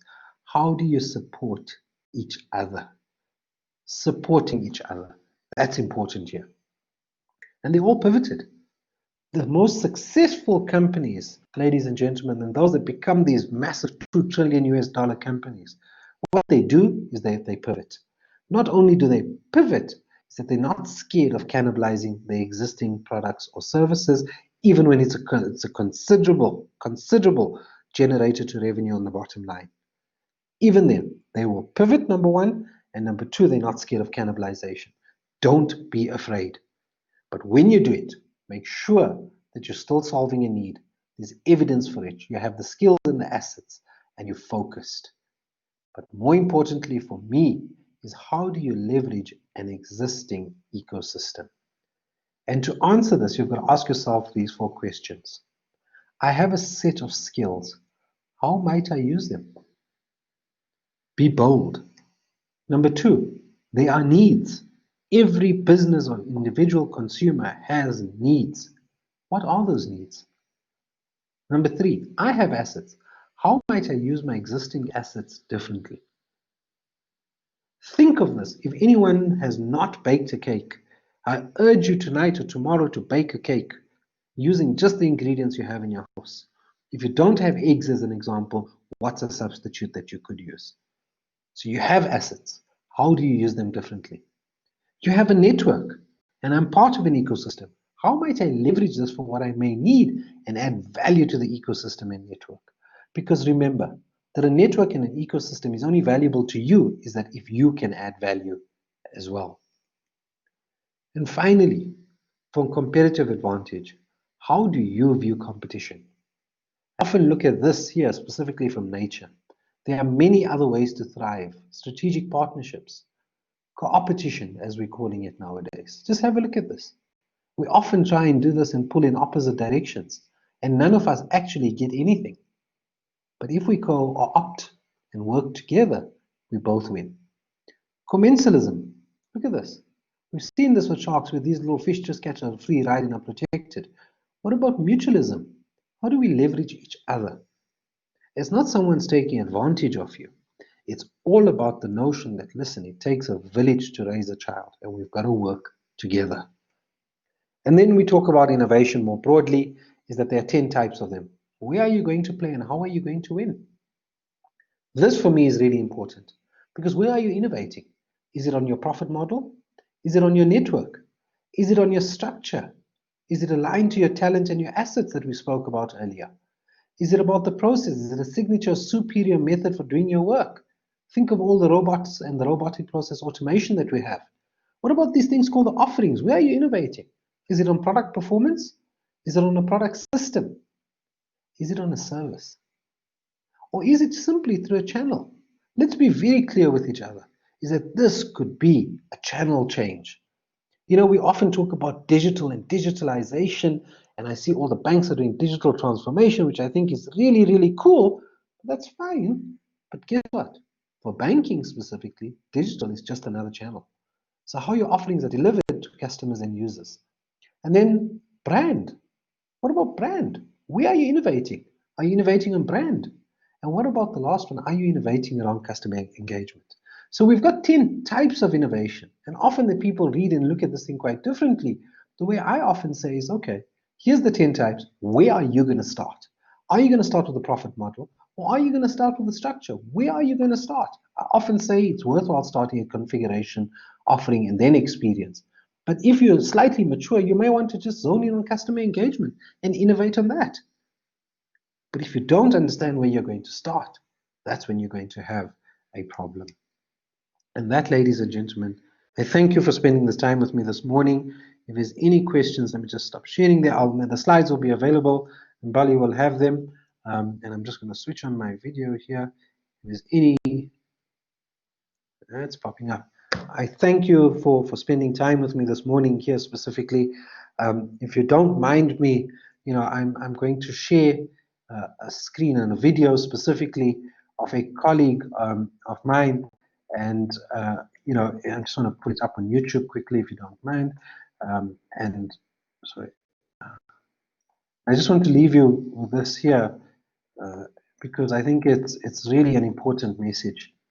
It's an important message for me specifically because I think we're really in a space where we need this. I'm just going to pause it there. I know there may be some questions, so I'm going to detach this here. And yeah, so I just want to, and please let me know if you can hear the sound or not, but I'm going to just share this here, and if you can just, Mbali, if you don't mind just letting me know if you can hear the sound on it. I'm going to play it now. Monday.com is a platform to track everything. Yes, Minaj, I can hear it, but it's very low. You can just increase it. Trying to see. Cool. I'll put the link in there right now, but even if it's low, can I just ask you just to listen to this last part here specifically, ladies and gentlemen, and just focus on this here because I think it's really important for us.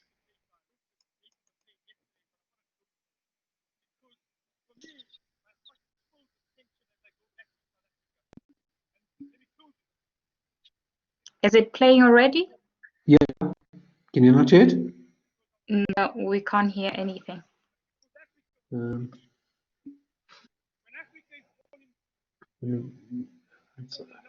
Okay, so what I'm going to ask you, ladies and gentlemen, is quite simply is to learn. I'm just going to put the link in the chat here, and the reason. So let me just copy this link here and put it into the chat. What I'm going to ask you to do is listen from about 20 minutes and about 30-40 seconds to the end, because I think it's a powerful video. It's an extremely powerful video towards the end, and I obviously cherry pick, and Abdullah is a colleague of mine here at GIBS. But ladies and gentlemen, the future, and I say this, you know, with all due respect to everyone on this call, is that the future is in our hands. The future of South Africa, or not, let's not even start at South Africa, the future of our families, our communities, our provinces, our country is in our hands. I know there's a lot of people that have got a negative sense that we are in trouble as South Africans. We are. Let's understand that. Let's acknowledge that we've come from political instability into economic stability, and now we've got political and economic instability. Let's acknowledge that. There are people that are saying they want to leave the country. And I say to them, sure, go for it. But the rest of us are staying back. And the rest of us are staying back to build this land up again, to say, listen, that there's opportunity for all of us. And I always say, and I thank you, Lianka, you know, when you say support local, ladies and gentlemen, you know, I'm proud to say I'll pay 75 Rand because it supports Tsepo Jeans. It supports him. A local brand that I'll willingly support because it ticks all the right boxes. Personally, in my family, we've made a decision not to support any other brands, but that are not local. And that's a decision we've made. If 10,000 people can make that decision, we can start moving forward. And that, I thank you, ladies and gentlemen, and I say the future is in our hands. Thank you so much.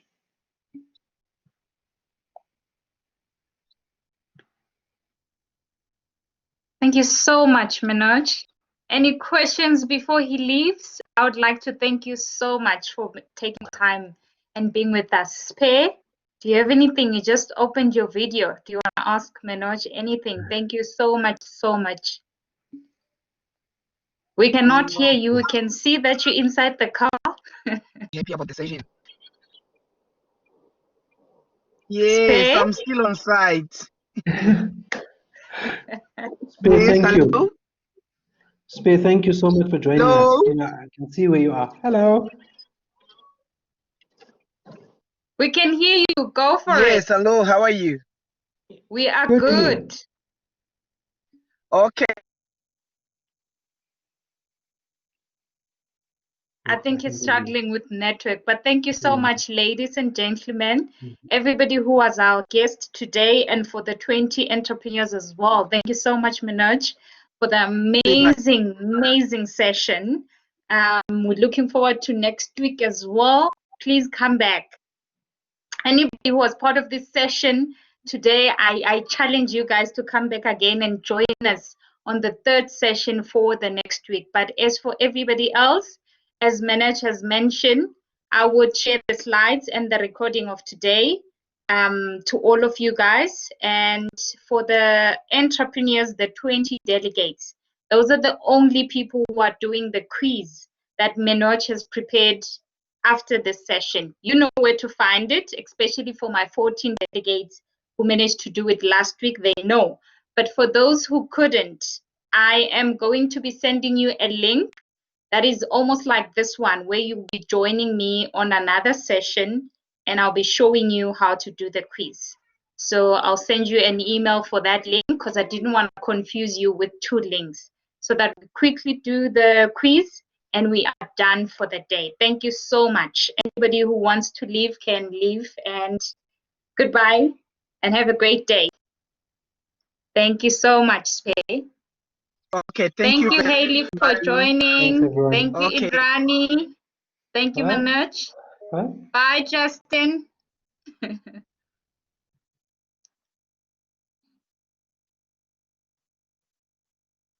Thank you, Dee. Bye. Bye.